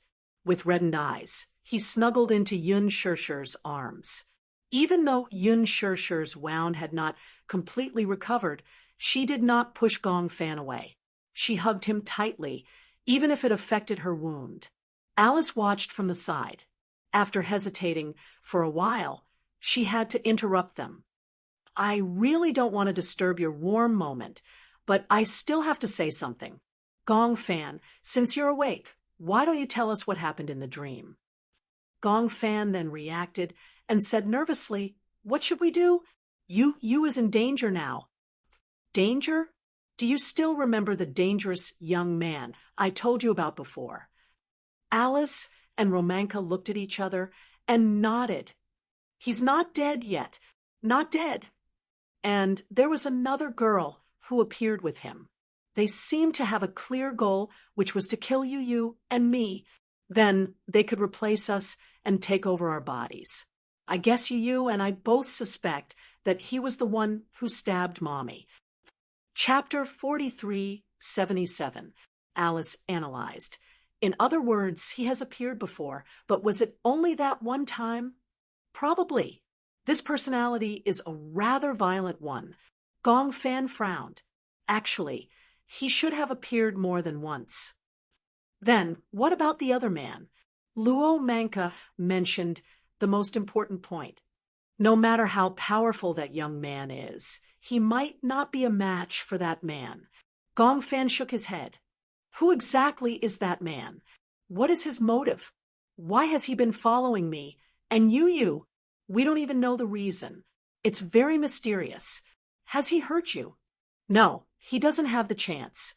Mu Yaja gently tugged at Yun Shirshir and said to her, "Now, let's leave this room first, Alice, and this professor should take good care of Gong Fan. We won't be of much help to the child here." "Okay." Yun Shirshir nodded hesitantly and left the room quietly with Mu Yaja. When Gong Jie saw this, he also followed them out. Hua Jin also felt that it was not convenient to stay here, so he told Lisa to stay and also left quickly. Outside the room, there was a row of stools. Yun Shirshir sat down on the stool with a pale face. Although her wound had barely healed, the deeper wounds were still in the process of healing. Because she had rushed over from afar, it was inevitable that her wound would be affected. After getting off the plane, Yun Shirshir insisted on coming over to see you despite the jet lag. Mu Yaja couldn't stop her, so he let her go. "Now you've seen that you and Gong Fan are fine. You should rest well." Mu Yaja comforted her. Yun Shirshir shook her head. "I can't sleep well. If you don't listen, then I won't let you stay."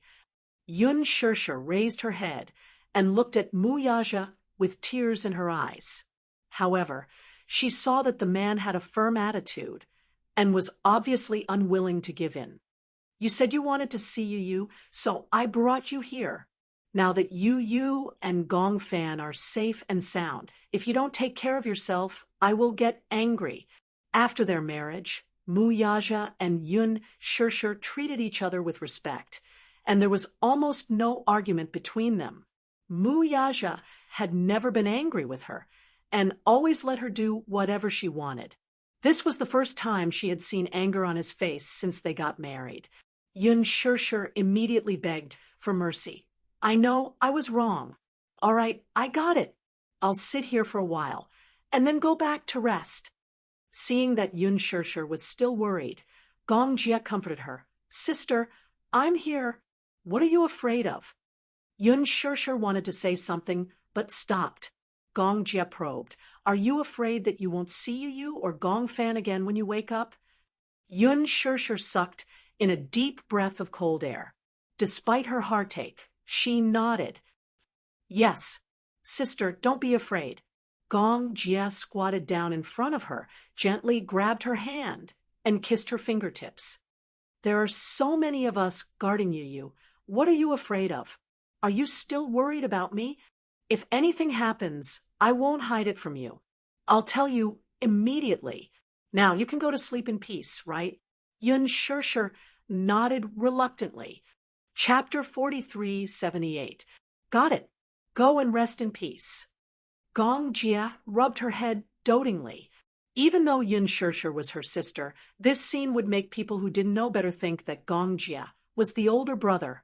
Yun Shirshir smiled. After Muyaja and Yun Shirshir left, Gong Jia stood guard outside the door. In the room, Alice didn't mince her words.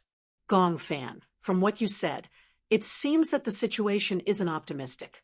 Then, let's adjust the treatment plan. Alice and Romanka sat down by the bed one after another and said with a serious expression, Now, we request that if you return to that world, you must kill that young man and that girl by hook or by crook. Also, find the other personalities. If they are bad personalities, kill them directly. Don't leave them alive. Okay. Romanka asked, Do you still remember that manor? Gong Fan was stunned. Yes.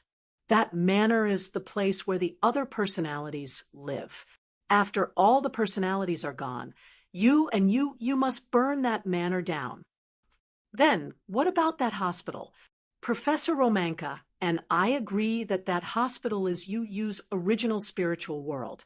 You don't have to care about it. In other words, the hospital represents the main personality, and the manor is the place where the other personalities are born. If we don't care about the manor, then there will be an endless stream of personalities coming out of the manor.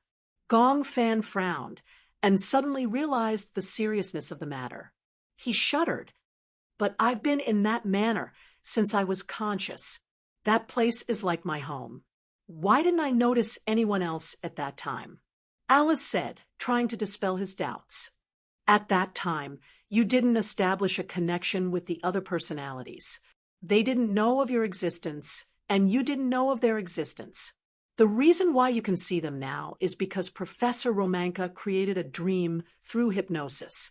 All the personalities gathered together and could see each other.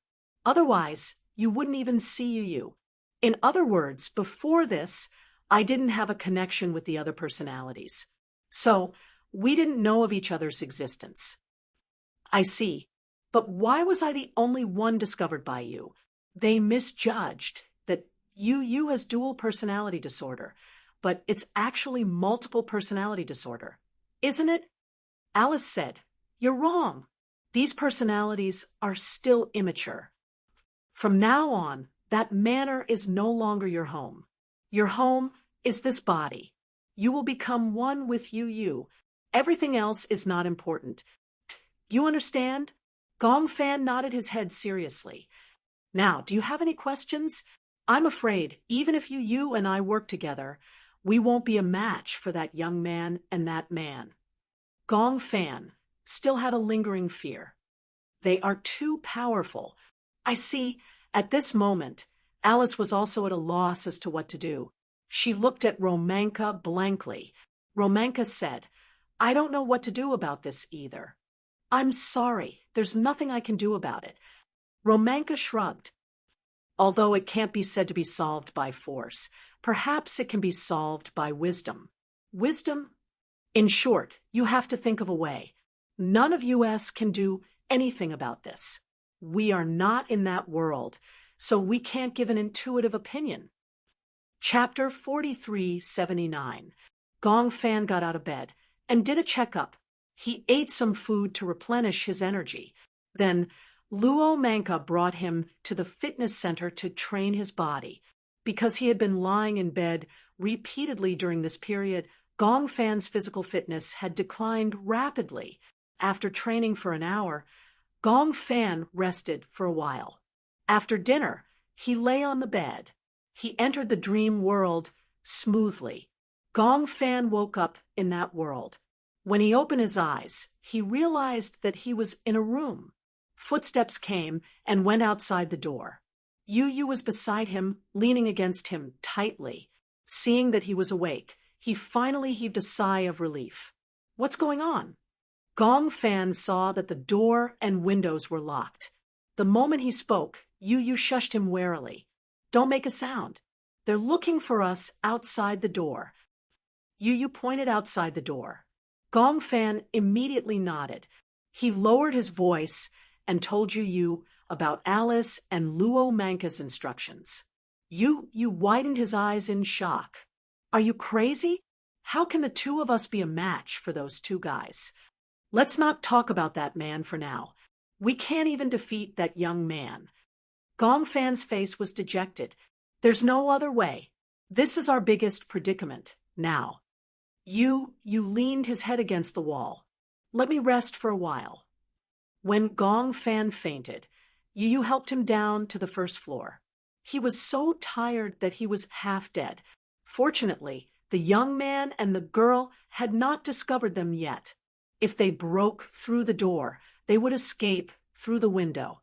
Anyway, they were on the way, so they would not be injured if they jumped through the window. If they jumped in through the window, they would turn around, open the door, and run out. However, after enduring the fear for so long, Yu was a little tired. He rubbed his temples and felt that the two of them were really cowardly. If it were Xiao Chen, he would have gone out and killed them. At this moment, Yu began to envy Xiao Chen's muscular limbs. Gong Fan said dejectedly, "Don't mention Xiao Chen anymore. It's not a good idea to keep hiding here." Yu suddenly stood up and carefully searched the room. Seeing this, Gong Fan asked curiously, "What are you looking for?" "Let me see if there's anything convenient that I can use as a weapon. I can't fight him with my bare hands, right?" Gong Fan immediately walked over and picked up the candlestick on the table. "I think this is not bad. The bottom of the candlestick is very hard, and the tip can pierce people. It can attack and defend, and is easier to hold. It's just a candlestick. If I use it, what will you use?" Gong Fan looked around and saw a vase on the windowsill. He braced himself and picked it up. He pouted and said, "This vase will do. It can also be used for defense." "Why am I so worried about you?" You sized up the vase. "It feels so fragile. It will break if I touch it. It's better than being barehanded. I feel like I don't have any confidence if I don't have anything on me. Is there a gun in the manor?" "I don't know. I don't think so." Gong Fan was silent for a while and suddenly thought of something. "I remember that there was a shotgun hanging on the wall in the reception room of my room." "Shotgun? What shotgun?"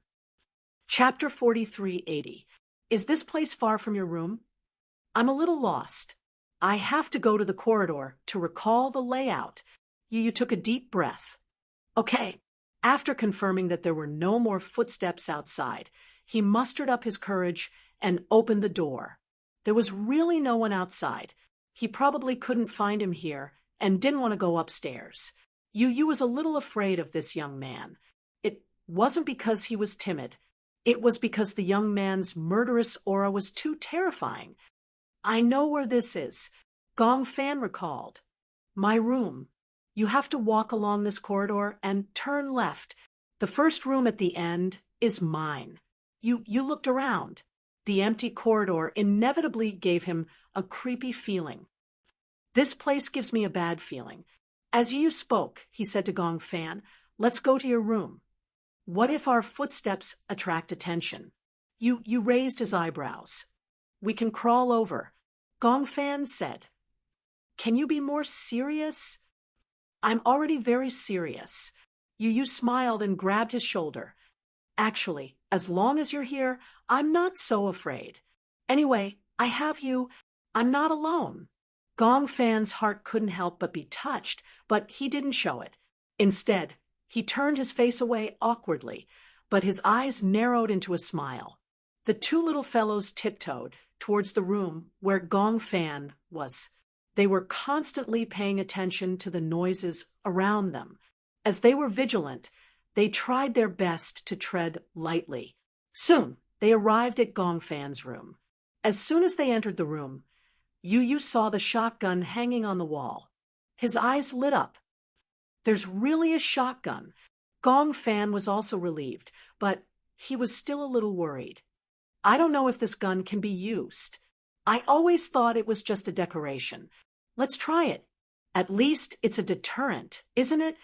Yu immediately went forward, stepped on the stool, and took the shotgun from the wall. He fiddled with it, but couldn't figure out what was going on. He wasn't good with guns, especially shotguns. He didn't even know how to load or change the bullets. Gong Fan said, "This is a shotgun. It doesn't have a long shooting range, but it's very powerful at close range. The bullets of this kind of gun scatter widely, and it shoots out several bullets at once. As long as one or two hit the target, it will be enough to make him suffer. I heard that being shot by a shotgun at close range is explosive damage." "Yes," Gong Jia said. "I've heard from Gong Jia that if the shotgun hits the head at close range, the scene would be spectacular." "Oh, so heavy." Gong Fan immediately walked over and took the shotgun from Yu's hands. He looked at it carefully. There were bullets in the gun, but not many. After checking, he found that the bullets were the more common 12 GA bullets. The gun was indeed quite heavy. Even Gong Fan found it difficult to carry it. Just as the two little guys were engrossed in studying the shotgun, Gong Fan was the first to feel a murderous aura coming from behind. He turned around abruptly, only to see a figure appear at the door. The youth stood at the door. When he saw the two of them, his eyes lit up. "So you're here." Chapter 43:81. The youth smiled evilly with a carefree expression. "I've been looking for you for a long time." You heard the commotion and turned around. When he saw that it was him, he instinctively stretched out his arm and shielded Gong Fan behind him. He warned, "Don't come over." Gong Fan hugged the gun tightly and hurriedly loaded it. He raised the gun and aimed it at him. When the black muzzle was pointed at the youth, the latter was stunned. He was indeed intimidated. He stood where he was and did not move forward. He just looked indifferent. "I was wondering why you stopped running when you saw me. It turns out that you have guns in your hands. However, do you know how to use a gun?" He narrowed his eyes and his tone was extremely disdainful. "Do you dare to kill?" You could not help but shudder. Gong Fan gulped and immediately calmed down. "Yes, we haven't killed anyone. However, if you dare to take a step forward, we won't care so much." You questioned, "Who exactly are you? What's your name?" "Name?" The youth tilted his head and laughed coldly. "Who do you think we are? We're just orphans. Names? We don't have names. Only you have names." When Yu heard this, he did not think much of it. "What do you mean? What do you mean by orphans? We were exiled. No one cares about us at all." "Ha ha, isn't that so?" Gong Fan's hand, which was holding the gun, suddenly trembled. Yu took a deep breath and felt his scalp go numb. Now, they should not hesitate to shoot the young man. However, in the face of a living person, perhaps it was not appropriate to call him a person. In the face of a living personality, Gong Fan really did not have the courage to pull the trigger. He felt that it was too cruel to do so. He had never hunted anyone before. It was too cruel to force him and his other personalities to kill each other. Just as he was hesitating, the youth reacted quickly and pounced on Gong Fan like a cheetah. His target was very clear. In fact, Yu was the closest to him. However, he did not pounce on Yu because Gong Fan had a gun in his hand. Naturally, he would deal with the number one threat first before dealing with the rest. Yu exclaimed. She wanted to stop him, but it was too late. The young man pushed Gong Fan to the ground and snatched the gun from his hand. His strength was not something an ordinary person could resist. Gong Fan was completely powerless in front of him. The shotgun fell to the side. When Yu saw it, he rushed forward recklessly and hugged the gun as he rolled around. He no longer cared about the last bit of kindness in his heart and shot the young man in the back. Bang! For Yu, even if it was a shotgun, the recoil was too much for him to handle. The head of the gun tilted, and the bullet hit the wall, forming a hole, and a layer of dust fell off.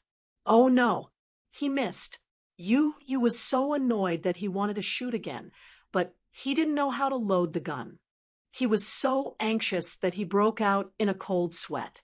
The young man was startled. He turned around and stared at Yu with his bloodshot eyes. Without a doubt, this spear had thoroughly infuriated him. To him, Yu's shot was undoubtedly a great provocation. He was provoking him. The youth was about to get up when Gong Fan grabbed his sleeve tightly. Don't hurt him. Chapter 43, 82. The young man laughed when he heard that. I couldn't tell that you guys are such close brothers. Get lost. He kicked Gong Fan away and walked toward Yu. He was sure that you wouldn't know how to load the gun or use it. In addition, he rushed over so quickly that Yu couldn't even react in time. He made a decision subconsciously. No matter what, the gun couldn't land on him. Hence, he threw the gun far away. In the next second, the young man pounced on him like a wolf. Yu was pinned to the ground, and a punch landed on his face. Ugh! Yu groaned in pain and stared at him in disbelief. Bam! The young man punched again, without holding back. This punch made Yu feel a real shock in his head. It was so painful that his eyes were filled with pain. Why? Let me ask you, why?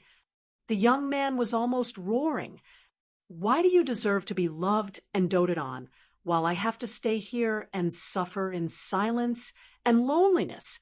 Why am I the one who was abandoned while you are cared for by so many people? I hate you. Gong Fan sat up. Just as he was about to stand up, he felt a strong sense of dizziness. His head was already injured. When the young man threw him to the ground, his wound was hit again, and he was about to lose his balance. While he was in a daze, he vaguely saw the unfamiliar girl quietly walk to the door and see the chaotic scene in the room. She caught a glimpse of the gun from the corner of her eyes and was stunned for a second before walking towards the gun. No, Gong Fan immediately became alert. He couldn't let such a dangerous weapon fall into the girl's hands. He held his head and staggered toward the girl. The girl saw him walking toward her and screamed. Then, she quickly picked up the gun from the ground. However, the gun was not loaded at the moment. It seemed that she didn't know much about guns. Hence, she fumbled around anxiously for a long time, but still couldn't figure out how to load the gun. The girl was so anxious that she broke out in cold sweat. Gong Fan stopped him. Calm down. We're all the same. Why do we have to kill each other? The girl's scarred face was filled with anger. We are not the same. We are all orphans. Only by killing you can we become the owners of this body. Otherwise, we will only be at the mercy of others. Thinking of this, the girl no longer hesitated. The teenager strangled Yu's neck and suddenly said, "Hold the gun handle and push the handguard forward." That's loading. Don't you remember? I taught you. The girl came to a sudden realization. She pulled the shotgun and successfully loaded it. Kill him. The young man's voice sounded like a curse. The girl pointed the gun at Gong Fan. The black muzzle of the gun was emitting a cold aura. Her finger was on the trigger. With a slight pull, The bullet would rush out of the muzzle and mercilessly pierce through his body. Gong Fan was still some distance away from her. Just as the gun was pointed at him, he suddenly retreated. Bang! Gong Fan fell backward to the ground. With a burst of sparks, the bullet hit the leather sofa behind him, creating a hole. Chapter 43:83. The girl's attention was immediately diverted by this voice. In his confusion, Yu felt that the youth's strength had loosened a little because he was distracted. From the corner of his eye, he saw the man who had been following them all the way rushing in. He felt a sense of despair. Presumably, this man, this young man, and this girl were the same. They all wanted nothing more than to kill him and Gong Fan. However, just as he thought this, he saw the man rush toward the girl and snatch the gun from her hand at lightning speed. He held both ends of the gun with both hands and used his knee to break the gun into two. The man threw the gun aside, grabbed the girl's collar, and threw her out of the door. Seeing this, the youth's heart ached. He roared and pounced on the man. Yu's brain was in a state of hypoxia. The youth suddenly let go, and oxygen rushed into his body, causing a moment of dizziness. He fell to the ground weakly and no longer had the ability to control his body. However, Gong Fan still retained a trace of consciousness. He looked at the man in a daze. He did not deal with them immediately. Instead, he fought with the youth. They fought barehanded, and the sound of flesh could be heard. Just by listening to the exaggerated sounds of the punches, one could imagine how painful it would be if those fists landed on one's body. The man and the youth were equally numb. It was obvious that they had no reaction to the pain. However, there was a huge difference in physique after all. The youth was even faster and was at a disadvantage. The man knocked him to the ground with a punch. Moreover, his methods were so sharp that the joints of the youth's arms were dislocated. The youth's bones were broken, and he cried out in pain. He hugged his arms that were hanging weakly by his side, and the veins on his forehead were exposed. "Why are you helping them?" he asked hysterically. Gong Fan was a little stunned. This man wasn't their enemy, but had been silently helping them all this time. Thinking about it carefully, it was indeed not bad.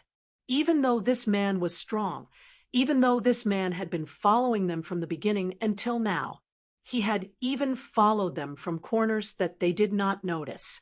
However, from the beginning until now, he had not done anything to hurt them. It could be seen that this man's strength was far above the youth's, but he had not hurt them at all. What was going on? "Kill them," the young man panted heavily and said to the man, "Otherwise we, including you, will never see the light of day again." This was unfair, wasn't it? We didn't even get a good look at that world. Why did he have to live in such a dark corner? We have the right to exist too, don't we? The man listened, his eyes empty for a second. The young man thought that the man was moved and tried again. "Wake up. Even if you help them, they might not be grateful to you. What do you gain from doing this?" The man was stunned. While he was distracted, the young man used the last of his strength to pull out a sharp dagger from his waist belt with his dislocated hand and stabbed it into the man's thigh. The man let out a muffled groan, and his legs twitched involuntarily. Even though the young man's hand was dislocated, and he didn't have much strength, the wound wasn't deep, but it was still painful enough. Chapter 43:84. The man got up from the ground. Enduring the pain, he grabbed the dagger in his leg and pulled it out. In an instant, blood gushed out. Gong Fan was dumbfounded. This man seemed to be saving them. Could this be the sanctioner that Alice was talking about? Or could it be the kind and righteous personality in Yu's body? The youth's hands were dislocated. He kept trying to put his arms back together, but he had no strength left. Both of them were covered in cold sweat. The youth also gave up resisting. He fell to the ground and leaned against the wall, his eyes empty. Why? He tilted his head and looked at the man. He was crying and laughing as he muttered, "Why do you want to destroy all my dreams? I just want to live well. Live well. Could it be that this is also wrong?" The man took a deep breath, but did not speak. Could it be that he did not know how to speak? Gong Fan was a little suspicious and asked carefully, "Who are you?" Hearing this, the man turned around and looked at him deeply. At that moment, a gentle smile gradually appeared on his cold face. This smile was enough to melt the hardest ice in the world. Gong Fan was stunned. You also gradually woke up. The killing in front of him seemed to have come to an end. He opened his mouth and wanted to speak, but the man had already made his move. He walked in front of the girl and gripped her throat tightly with his large palm. The girl slowly woke up from her temporary coma and felt the man's murderous intent. Her hands struggled wildly, and her legs kicked wildly. "Don't kill me! I beg you, don't kill me!" A trace of helplessness finally appeared in the man's eyes. "I'm sorry," he said, as if he could not hide the guilt in his heart. The strength in his hand kept increasing. Gradually, the girl let out struggling and suffocating sounds. Her eyes suddenly widened. After kicking her legs, they stiffened and stopped moving. When the youth saw this, he was so shocked that he stood rooted to the ground. Yu and Gong Fan looked at each other. They also felt that it was too cruel and could not bear to watch. The man carried the girl up, walked to the windowsill, and gently threw her downstairs. In an instant, the girl's body gradually shattered, turning into millions of tiny stars that gradually dissipated. No, the young man crawled up from the ground in a sorry state and rushed to the window. However, he could only watch as the girl's body turned into specks of stars and drifted into the distance with the wind outside the window. The muscles on his face stiffened, and countless howls of grief choked his throat.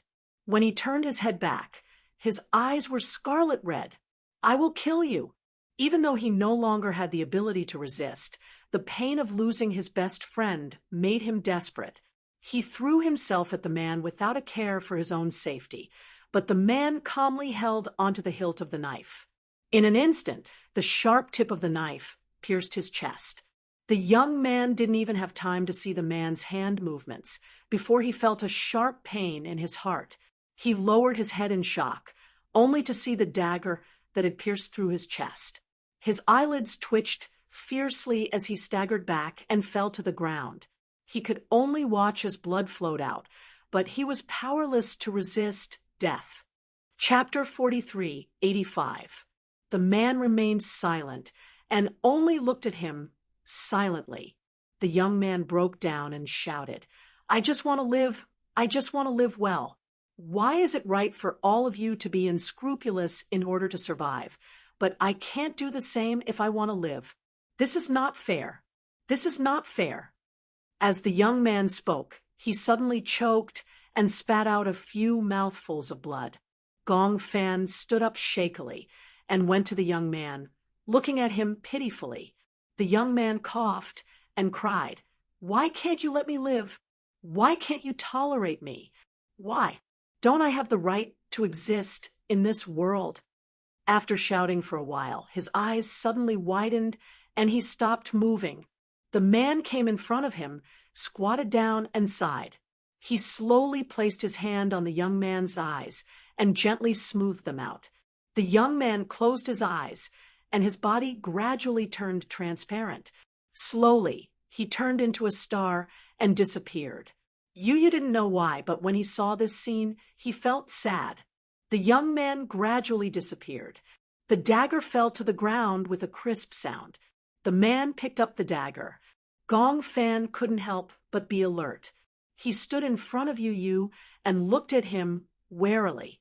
You won't do anything to hurt us, right?" He couldn't be sure if the man would hurt them. If he really hurt them, even if it meant risking his life, he would do his best to protect Yu. However, Yu smiled and gently held Gong Fan's shoulder. He smiled weakly and said, "Gong Fan, he won't hurt us. Can't you see that he has been protecting us all this time?" Gong Fan was still in disbelief. He turned to look at the man, but he was puzzled. "Why are you protecting us?" The man didn't speak. Instead, he knelt in front of you on one knee and stroked his cheek gently with his large palm. You seemed to know what he was going to do and grabbed his wrist. "No." The man was slightly stunned. "Can't we live together?" He paused after every word, as if he was trying to persuade him to stay. When the man heard this, he came back to his senses and shook his head with a smile. "Why? You didn't understand. We can survive together. I'm willing to accept you. Gong Fan is also willing to accept you. My family is also willing to accept you." When the man heard this, his eyes flickered. Gong Fan also understood the man's intention and stopped him. "Don't do anything stupid."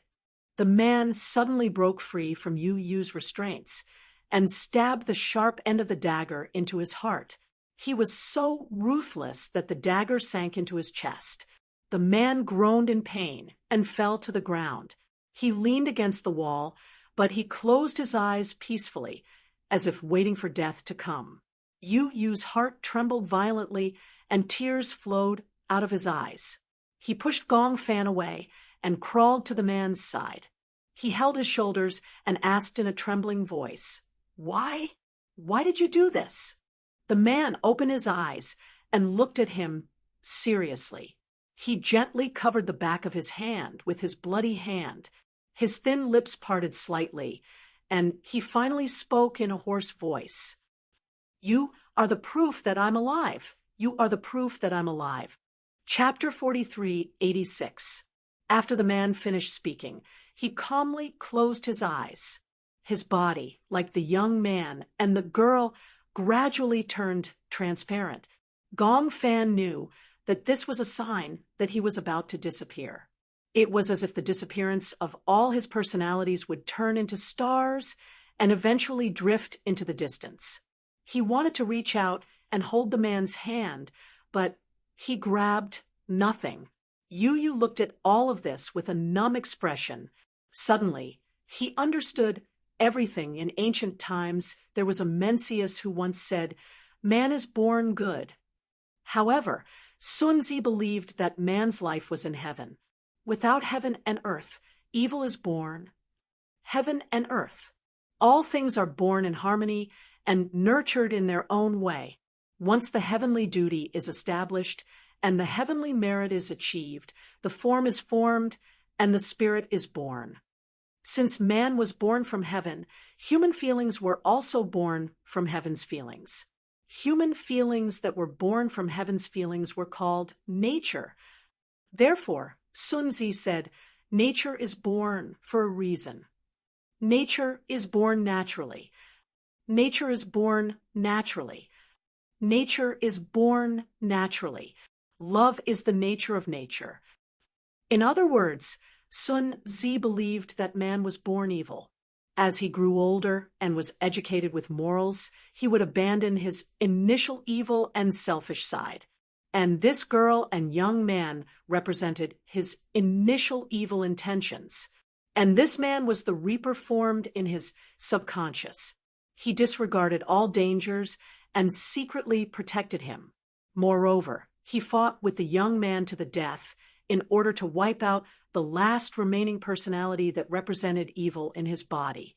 What was left was a kind personality, and the reason why he chose to disappear was because his hands were also stained with blood.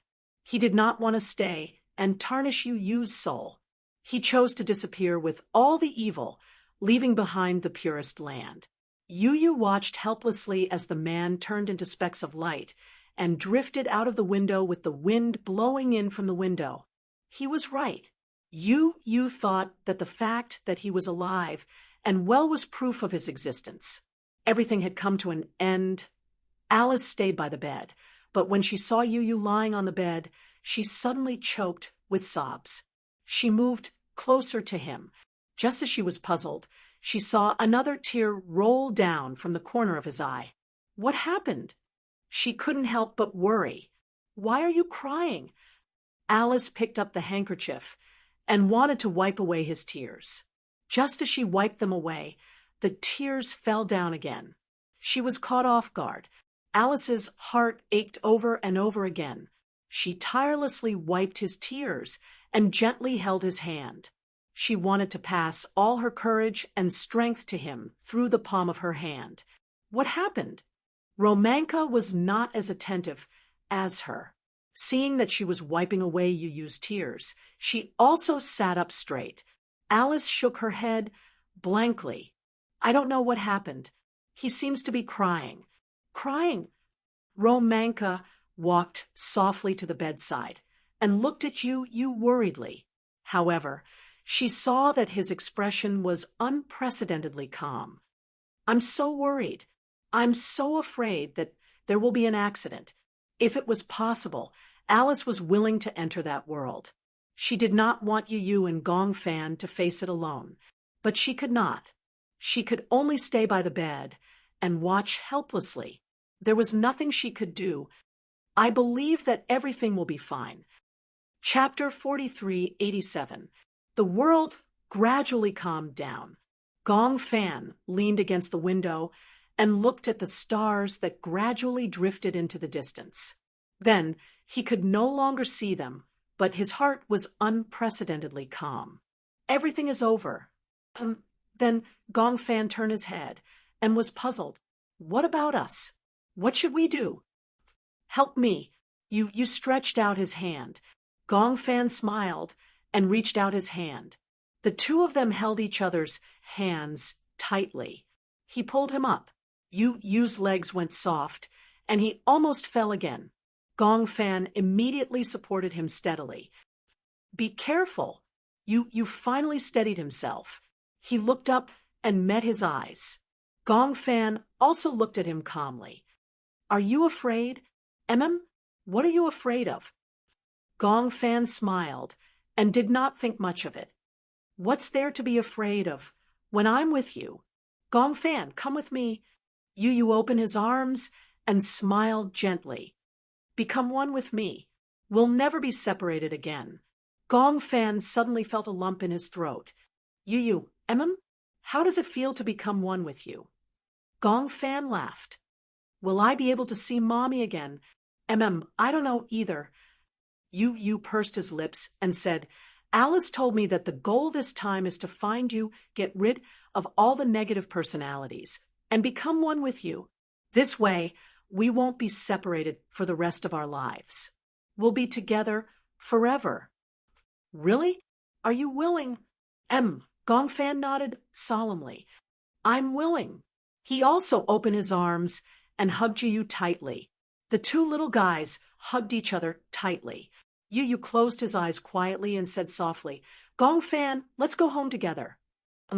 I miss Mommy and I miss Daddy. Gongfan sniffed and smiled. He hugged Yuyu even tighter. Let's go home together.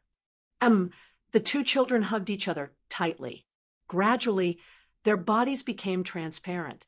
Yuyu was surprised to find that Gongfan's body was emitting spots of light. It was as if he was surrounded by the Milky Way. Could it be that he was going to disappear?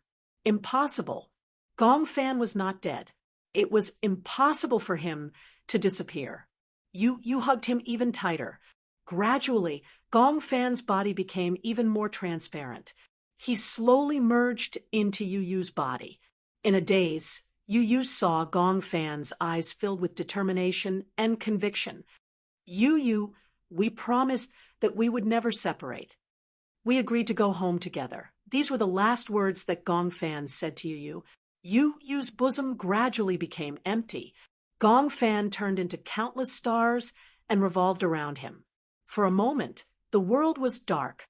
Gradually, the manor disappeared, and so did the forest. Yuyu opened his eyes and could only see the barren darkness around him. There was only a patch of stars surrounding him. He gently opened his palm. A few stars fell on his palm. giving him a great sense of warmth. What a warm feeling. The stars surrounded him and finally flowed into his body bit by bit. It was as if countless warm currents were flowing into his body. Chapter 43, 88. Yu is awake. Early in the morning, Alice was like a happy bird as she passed on the good news. Yu is awake. Yun Shirshir opened the door and saw Alice standing at the doorway with tears in her eyes. She was touched and comforted. She looked at Yun Shirshir and stuck out her tongue. Tears rolled down her cheeks because of joy. Shirshir, Yu is awake. It was just a few words, but her tone was filled with uncontrollable excitement. Yun Shirshir could even hear the slight tremble in her voice. What do you mean by awake? Through the brain imaging, we found that his two personalities have merged together. All the memories of Gong Fan and you have been preserved and merged together. In other words, the two personalities of Yu and Gong Fan have merged together perfectly. As Alice spoke, she finally relaxed her brows. Yu has returned to the way he was in the past. Shirshir, I can finally breathe a sigh of relief.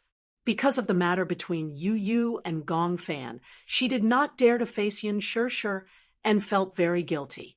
After all, she could not erase her responsibility for causing the child to become like this. However, now that Yu and Gong Fan had merged together and returned to the past, this was an outcome that everyone was happy to see. The old Yu has returned. Yun Shirshir, who had been in a daze for a long time, finally woke up because of this sentence. Where is he now? He is still in the hospital bed in the laboratory. As he has just finished the brain imaging, he is a little sleepy. I asked him to eat something before resting. Yun Shirshir could not hide her excitement. Can I go and see him now? Of course. As soon as she finished speaking, Alice saw Yun Shirshir running towards the dining room. Yu. His heart was filled with these two burning words. Yu had finally returned to the past, while Gong Fan remained in his body forever. She had not lost a single one. Yun Shirshir was crying tears of joy as she ran. After being in fear for so long, she was even prepared to lose Gong Fan. She flew all the way here in fear. She was worried that this would be the last time she would see Gong Fan.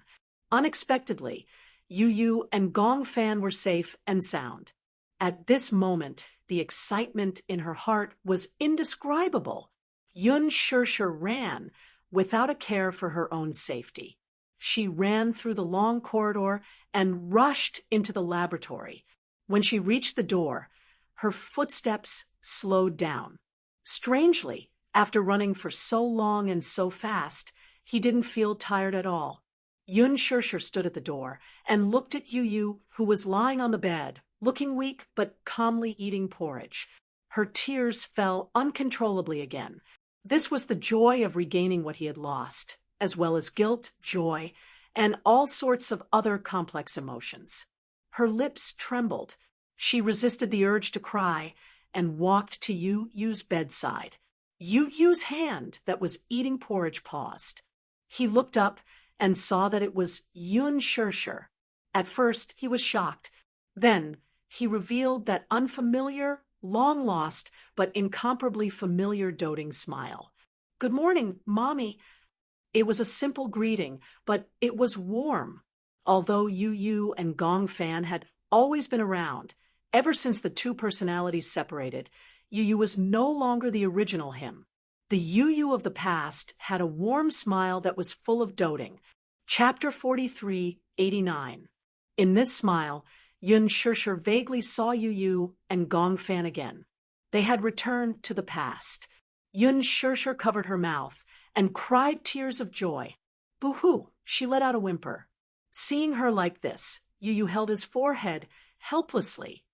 "Mommy, why are you crying? Aren't I fine?" Even though he said that, his eyes had unknowingly turned completely red. His lips were trembling badly, as if he was trying his best to hold something back.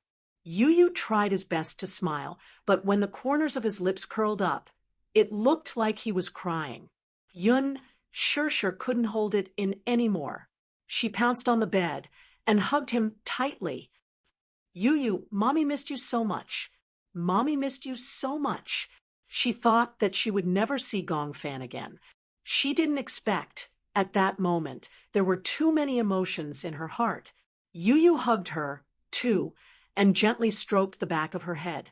Even though he was still a teenager, his actions exuded a mature aura. Okay, don't cry, okay? Mommy, I'm sorry to have made you worry. You gently patted her face. Then, he gently held her face. Looking at the stream of tears on her face, his heart ached. He lowered his eyelashes, leaned closer to her, and gently kissed away the tears on her face. The intimacy between a mother and son was natural. No one could surpass the bond between her and Yu Yu. This had nothing to do with favoritism. During her most difficult time, she and Yu Yu depended on each other. The two of them were each other's strongest support and reliance. This bond was something that even Gong Jie couldn't surpass. The others also arrived one after another. Mu Yaja and Xiao Yichen were the first to arrive, followed by Gong Jie and Hua Jin. When Xiao Yichen saw Yun Sure and Yu Yu hugging each other tightly, he was deeply touched. It wasn't envy or jealousy, but an inexplicable sadness in his heart. If he really wanted to say that he was envious, he was probably envious of this bond. Xiao Yichen was also affected by their emotions. His eyes reddened as he held Mu Yaja's hand tightly. Mu Yaja sensed the change in his emotions. He lowered his head and glanced at him, only to see him staring in the direction of Yun Sure and Xiao Yichen. The man smiled and put his arm around Xiao Yichen's shoulders, patting him gently. Aren't you going to hug Mommy and brother? His reminder also seemed like encouragement. Originally, Xiao Yichen felt extremely guilty because he had doubted Yu Yu and Gong Fan previously. Now, he looked at them and felt touched, but he didn't dare to go forward for fear of being ostracized by Yu Yu. Mu Yaja obviously knew what he was thinking. When they were at the hospital, Xiao Yichen thought that Gong Fan had stabbed his mommy. He was extremely agitated and even said a lot of outrageous things. He was extremely upset. He shouldn't have doubted his brother. Because of this, he felt very regretful and didn't dare to take that step no matter what. After Mu Yaja's encouragement, he finally mustered up his courage. He clenched his fists and walked to Yu Yu's bed. Yu Yu, he called his name in a deep voice. Yu Yu heard his voice and turned around. When he saw that it was Xiao Yichen, he couldn't help but smile. Brother, her soft brother, made little Yichen feel as if a knife was being twisted in his heart. Chapter 4390. Amused, Yu Yu tugged at his hand. Of all people, this was a sore spot. No way. Are you crying? No. Xiao Yichen stubbornly denied it, but everyone could hear the hoarseness in his voice as he choked on his sobs. In front of Yu Yu, as an older brother, he still had some dignity and did not cry easily. Now that his eyes were red, naturally, he did not want Yu Yu to see it. Yu Yu did not stand on ceremony and gently tugged at Xiao Yichen's sleeve again. Hey, brother, Xiao Yichen called him brother again. This time, it hit the weakest spot in Xiao Yichen's heart. Brother, I missed you. How about you? Did you miss me? Xiao Yichen lowered his head and laughed. I missed you. Then Yu was full of anticipation. Aren't you going to hug me? Xiao Yichen turned around and finally looked at him. Yu looked at his red eyes and said angrily, Why are you crying? I'm not missing an arm or a leg. Aren't I fine? Xiao Yichen could no longer hold back and hugged Xiao Yichen tightly. Yun Sure looked at them with gratification. The reunion of the two brothers caused everyone present to sigh with emotion. Gong Jie, too, was deeply affected by this. Feeling touched, he stepped forward and was about to reach out to hug the two brothers when Yu raised his head, only to be met with a familiar cold face. "Go away." Gong Jie's touched expression froze. The touched feeling in his heart was immediately replaced by embarrassment. Gong Jie was furious. He had been so touched by the touching brotherly love just now. In the end, with just one sentence from Yu, he was struck by lightning. "Hey!" Gong Jie's face was full of resentment. "Can't I hug you even if I want to?" He even said that he was touched. What a heartless guy. "No, go away." Gong Jie became even more suspicious. "When did Uncle offend you? Do you have to target me like this?" "Puchi, Shao Jie, did you do something to offend Yu or Gong Fan? Otherwise, why would he be so against you?" Hearing Yun Shirshi's question, Gong Jie really thought about it carefully, but he couldn't figure out how he had offended this little nephew. He shook his head blankly. Hua Jin said, "Looks like you must have offended Yu by accident. Otherwise, why would she target you and no one else?" Gong Jie said angrily, "You heartless bastard. Why don't you think about it? Uncle has worked so hard to support your little lover." "Little lover?" Everyone turned pale with fright. These words were undoubtedly like a stone that caused 1,000 ripples. Alice had just arrived with Natalia.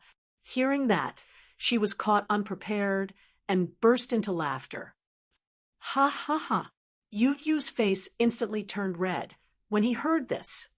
"What are you talking about?" Yun Shirshi's interest was piqued. "Little lover? What little lover?" Gong Jie obviously didn't know that Alice had arrived with Natalia. He said in all seriousness, "Sis, you don't know. Back then, it was this good son of yours who cried and begged me to adopt Natalia. Even a ghost could tell that this guy was up to no good." Yun Shirshir heard this and opened her mouth in surprise. "No way. Yu is still so young. How can he know all this? How can he have his first awakening of love so early? Children these days are all mature early." Yu retorted unhappily, "When did I cry and beg? Who was the one who cried and begged me to adopt her?" Chapter 4391. Still trying to deny it? Gong Jie snorted coldly. "Uncle worked so hard to raise your childhood sweetheart, but you don't appreciate it at all. You even dissed Uncle. Where's your conscience?" Yu immediately explained to Yun Shirshir, "I just felt that Natalia was staying in such a cold and empty hospital, so I felt sorry for her and wanted to help her find a home. Uncle, you're thinking about things you shouldn't be thinking about. Damn pervert." Gong Jie was furious. "Who are you calling a damn pervert?" Yu rolled his eyes arrogantly. "I'm talking about you. Damn pervert." Gong Jie pushed Yun Shirshir and Shaoi Chen away and rolled up his sleeves. Fine. Yu, we're not done." With that said, Gong Jie angrily reached out to pull Yu's face. Yu's face was very delicate and couldn't withstand his pulling. His face was twisted out of shape by the pulling. Shaoi Chen held back his laughter and pretended to persuade Yu. "Uncle, don't bully Yu. Be careful not to damage his face." "I'll take responsibility if it damages his face." Yu didn't cry out in pain. He stretched out his hand and wanted to pull Gong Jie's face back. However, Gong Jie's hand was much longer than his. It was easy for him to pull Yu's face, but Yu couldn't grab his face. Yu was flustered and exasperated. "Gong Jie." The little guy was so angry that he called out his name. One could imagine how angry he was. Gong Jie was even more amused. He didn't intend to let go. "Who told you to call me a damn pervert? I'll give you a chance. Call me uncle, and I'll let you go. In your dreams." "Humph, then I won't hold back." With that said, Gong Jia exerted more force. Ha ha ha. Everyone was tickled by this. Even Natalia couldn't help but laugh at this scene. Yu had sharp ears and immediately heard her laugh. She turned to look at her and was caught off guard when she saw that she had also come. Let go. He glared fiercely at Gong Jia, as if warning him. Gong Jia also heard that Natalia was coming and immediately sent her away. The uncle and nephew looked at the main character awkwardly. All right, stop messing around, Yun sure advised from the side and clapped her hands. Today is a day worth celebrating. Why don't we think of a way to celebrate? When Gong Jia heard Yun Shurshu's words, he also felt that it was a good idea. Uncle, how do you plan to celebrate? Why don't we have a barbecue at the beach? Gong Jia has a collection of rare and precious wines in his wine cellar. Let's take them out today and have a taste. Gong Jia's face was full of regret after being betrayed by Alice. No, those wines are all antiques. No way. Antiques. Mu Yaja's interest was piqued, and he glanced at his brother-in-law. Alice immediately reminded him. It's said that he has a bottle of sherry wine from 1775. This wine is very rare and priceless in today's market. Some people will sell it at high prices, but it's all fake. Xiao Jia's bottle of sherry wine, however, is the real deal. When he brought it back, the fragrance was unique. Mu Yaja was in high spirits. Looks like we're in for a treat today. Gong Jia snorted coldly. Don't even think about it. This wine is for me to taste in the future. Don't even think about coveting it. Yun Shurshu felt wronged and said, sherry wine from 1775. I've heard of it, but I've never seen it before. Xiao Jia, why don't you take it out and let me see it? Gong Jia was speechless. Chapter 4392. Gong Jia said fiercely, if you want to loot my wine cellar, you'll have to do it over my dead body. 2 hours later, it was dusk by the beach and the waves were rolling. There was barbecue and champagne on the table. On the other side of the table were the hidden wines that Yun Shurshu and Mu Yaja had looted from Gong Jia's wine cellar. Gong Jia sat weakly on the beach chair, as if he was paralyzed. His eyes were empty, and he looked as if he had nothing left to live for. Yu and Xiao Chen looked at him with heartache, but they didn't know how to comfort him. Yu sighed. So pitiful. Xiao Chen nodded. Yes, very pitiful. If I hadn't heard from Alice, I wouldn't have known that uncle was so rich. Sherry wine from 1775. Pop! Mu Yaja opened the cork of the sherry wine. The captivating aroma was carried by the sea breeze to Gong Jia. Gong Jia turned his head and looked at the sherry wine that he had hidden for so long in Mu Yaja's hand. His heart ached so much that he almost couldn't breathe. My sherry, men don't cry easily. However, at this moment, Gong Jia couldn't help but tear up. He had never been in a relationship before, so he didn't know what it felt like to be heartbroken. It was probably as painful as he was now. He was heartbroken. Here comes the main event. Alice held the wine glass and happily went over to Mu Yaja. She poured half a glass of wine, but she couldn't bear to drink it. If she drank it, it would cost more than tens of thousands of US dollars. This sherry wine was Gong Jia's heart, Gong Jia's liver, and Gong Jia's spleen, lungs, and kidneys. At the thought of this, Alice was strangely excited. It was very difficult for her to take advantage of Gong Jia. Alice walked up to Gong Jia. Seeing that he was still gloomy, she raised her eyebrows as if to provoke him. Xiao Jia, aren't you going to have a drink?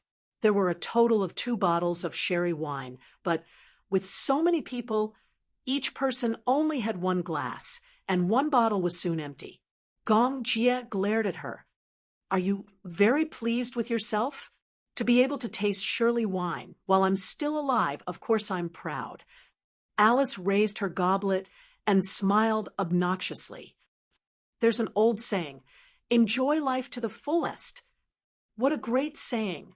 Enjoy life to the fullest. Gong Jie gritted his teeth and stood up from the recliner. Everyone was drinking. Wouldn't it be a pity if he didn't drink after saving him? No way. He wanted to drink, and he had to fight for it. This was his wine, and he had to drink it sooner or later. If he drank too much, he would end up in his stomach, lest others covet it. After thinking it through, Gong Jie walked to Mu Yaja's side. However, he saw that Hua Jin was also leaning against him, holding a goblet. After drinking 2 glasses, he felt that the wine was too delicious, so he came over for a 3rd glass. The 2nd bottle of sherry wine was opened, and half of it was already gone. Gong Jie was furious when he saw this. Feeling that there was something scary behind him, Hua Jin turned around, only to see Gong Jie glaring at him like a tiger watching its prey. He burped in fright. Who allowed you to drink so much? Gong Jie vented his anger on him. Hua Jin pouted, feeling wronged. I didn't drink that much. Even if it was the 3rd glass, half a glass, it wouldn't be much.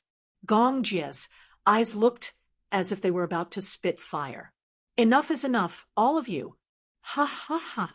Yun Shishir looked at Gong Jie's distressed expression, and for some reason, she was amused. Chapter 43-93. Gong Jie got even angrier. Is it that funny? Shao Jie, is this wine your lifeline? Yun Shishir asked with a pout. Gong Jie said matter-of-factly, of course, this wine is my lifeline. So, you're saying that this wine is more important than me? Yun Shishir was so cunning that she had completely forgotten about him. Gong Jie disagreed. How is that possible? Of course, you're more important. Then I want you to share this wine with everyone. You've already drunk it, yet you're still pulling a long face. If you don't drink to your heart's content, won't it lose its value? Gong Jie was speechless. She made so much sense that he couldn't refute her. That's enough. Yun Shishir walked over and patted his shoulder gently. She handed him the wine glass. Drink. It's rare that we're so happy today. It's a day worth celebrating. Don't look so sad, okay? For Yun Shishir's sake, Gong Jie's anger dissipated quickly. He took the wine glass silently and took a sip. Hua Jin, who was beside him, immediately moved away from him, trembling in fear. No matter what, he had to stay away from this demon king. Mommy, I want a drink too. Shao Yichen suddenly ran over. He held the wine glass and stared at the Shirley wine. Yun Shishir said, No, children can't drink. It's just red wine. It doesn't matter.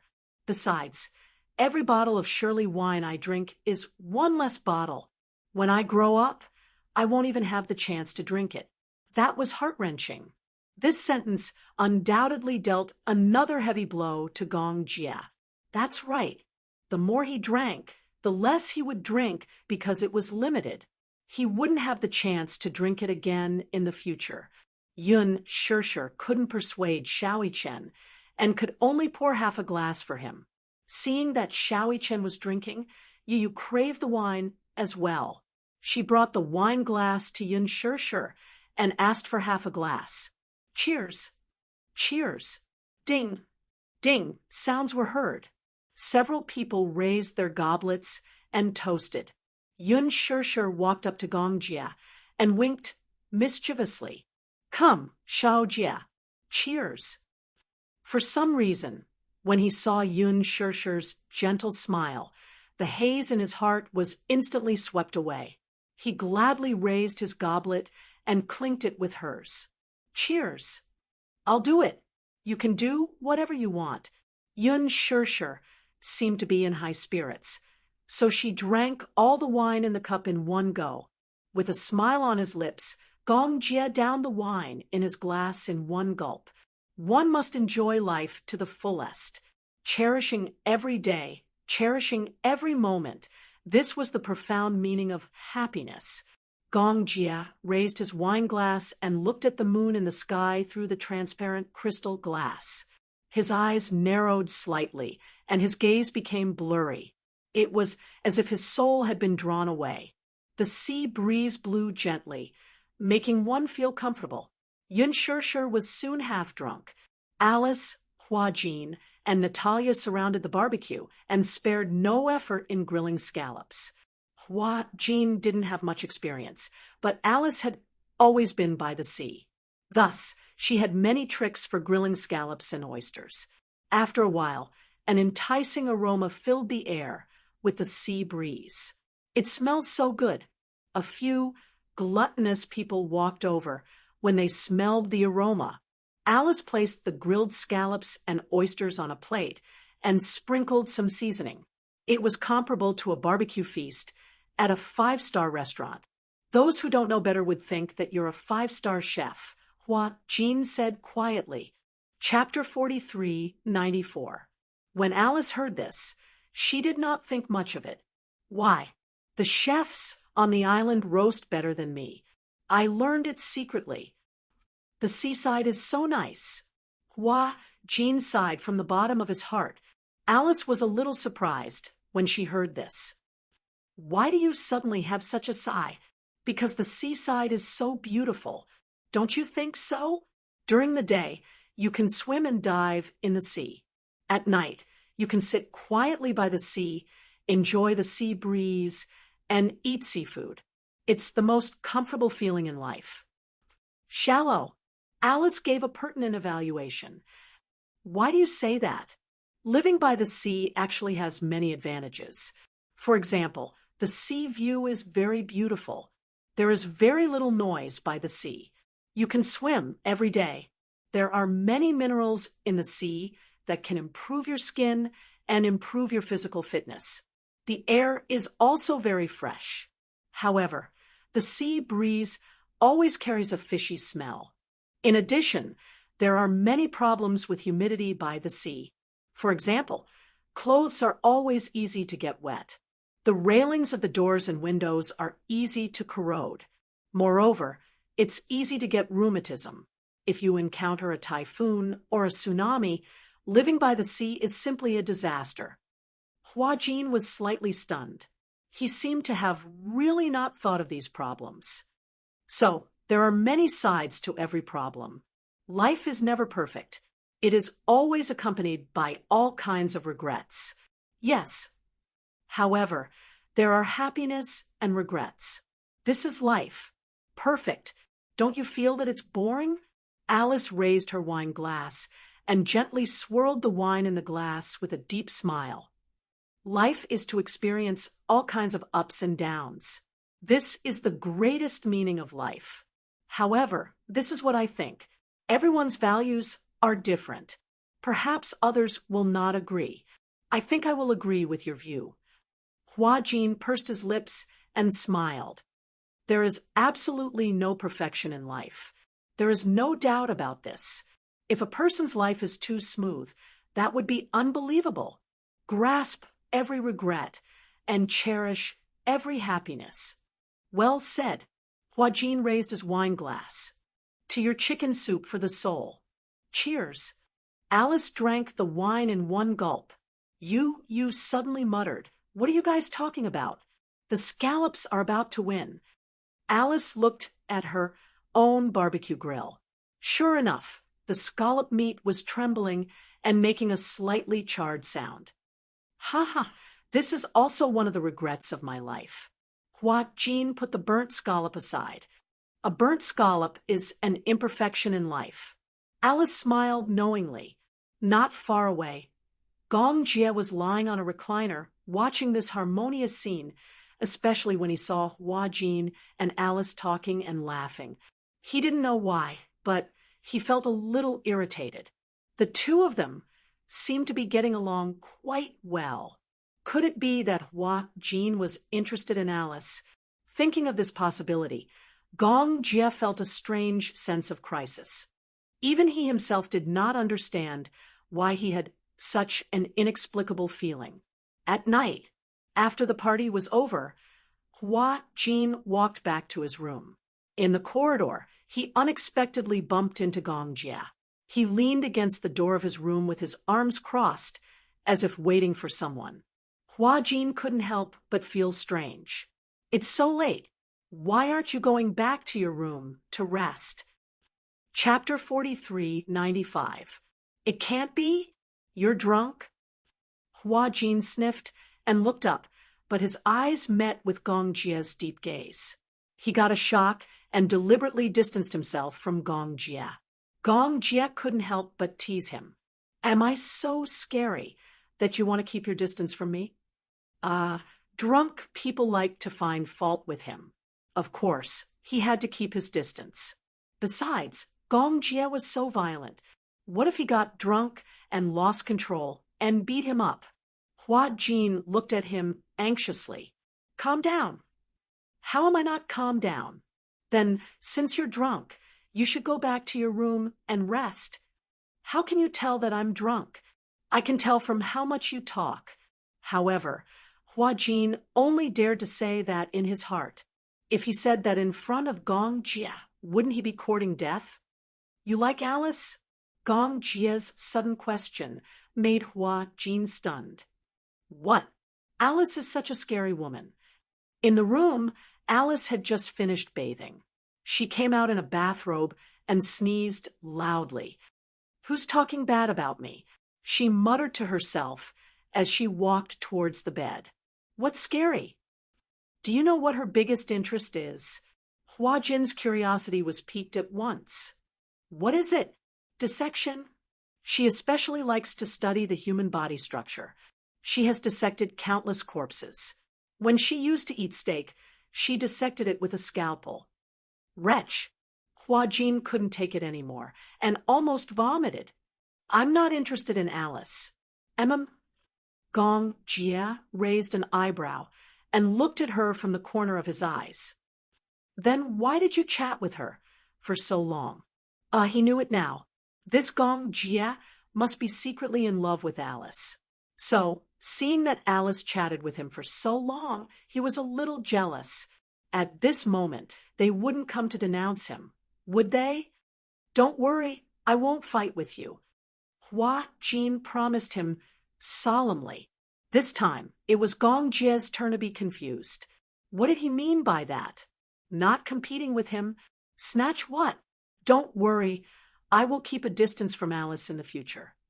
Hua Jin gave another guarantee. When Gong Jia heard this, he felt satisfied. Rest early. After Gong Jia finished speaking, he leisurely went back. Hua Jin looked at Gong Jia's departing back with a face full of question marks. He was suddenly at a loss. What a weirdo! Hua Jin entered the room and recalled Gong Jia's unfathomable expression. The more he thought about it, the stranger he felt. After recuperating at sea for a few days, Yun Shishir's wound healed very quickly. She told Mu Yaja that she wanted to stay on the island for a few more days. Coincidentally, Yu Yu and Xiao Yichen also wanted to stay on the island for a few more days. However, there were still many matters piled up in the Xingyu financial group waiting for him to deal with. Hence, Mu Yaja chartered a plane to return to the country first. His time on the island was equivalent to a vacation. Yun Shishir knew that Gong Xiaoying was also on this island. However, perhaps he was worried about her, or perhaps he was afraid that Yun Shishir would not want to face him. So he did not appear in front of her. Yun Shishir knew in her heart that Gong Xiaoying was avoiding her. However, she also understood that he was avoiding her for her sake. He did not want to embarrass her. On this day, Yun Shishir suddenly said to Gong Jia, I want to see him. Him?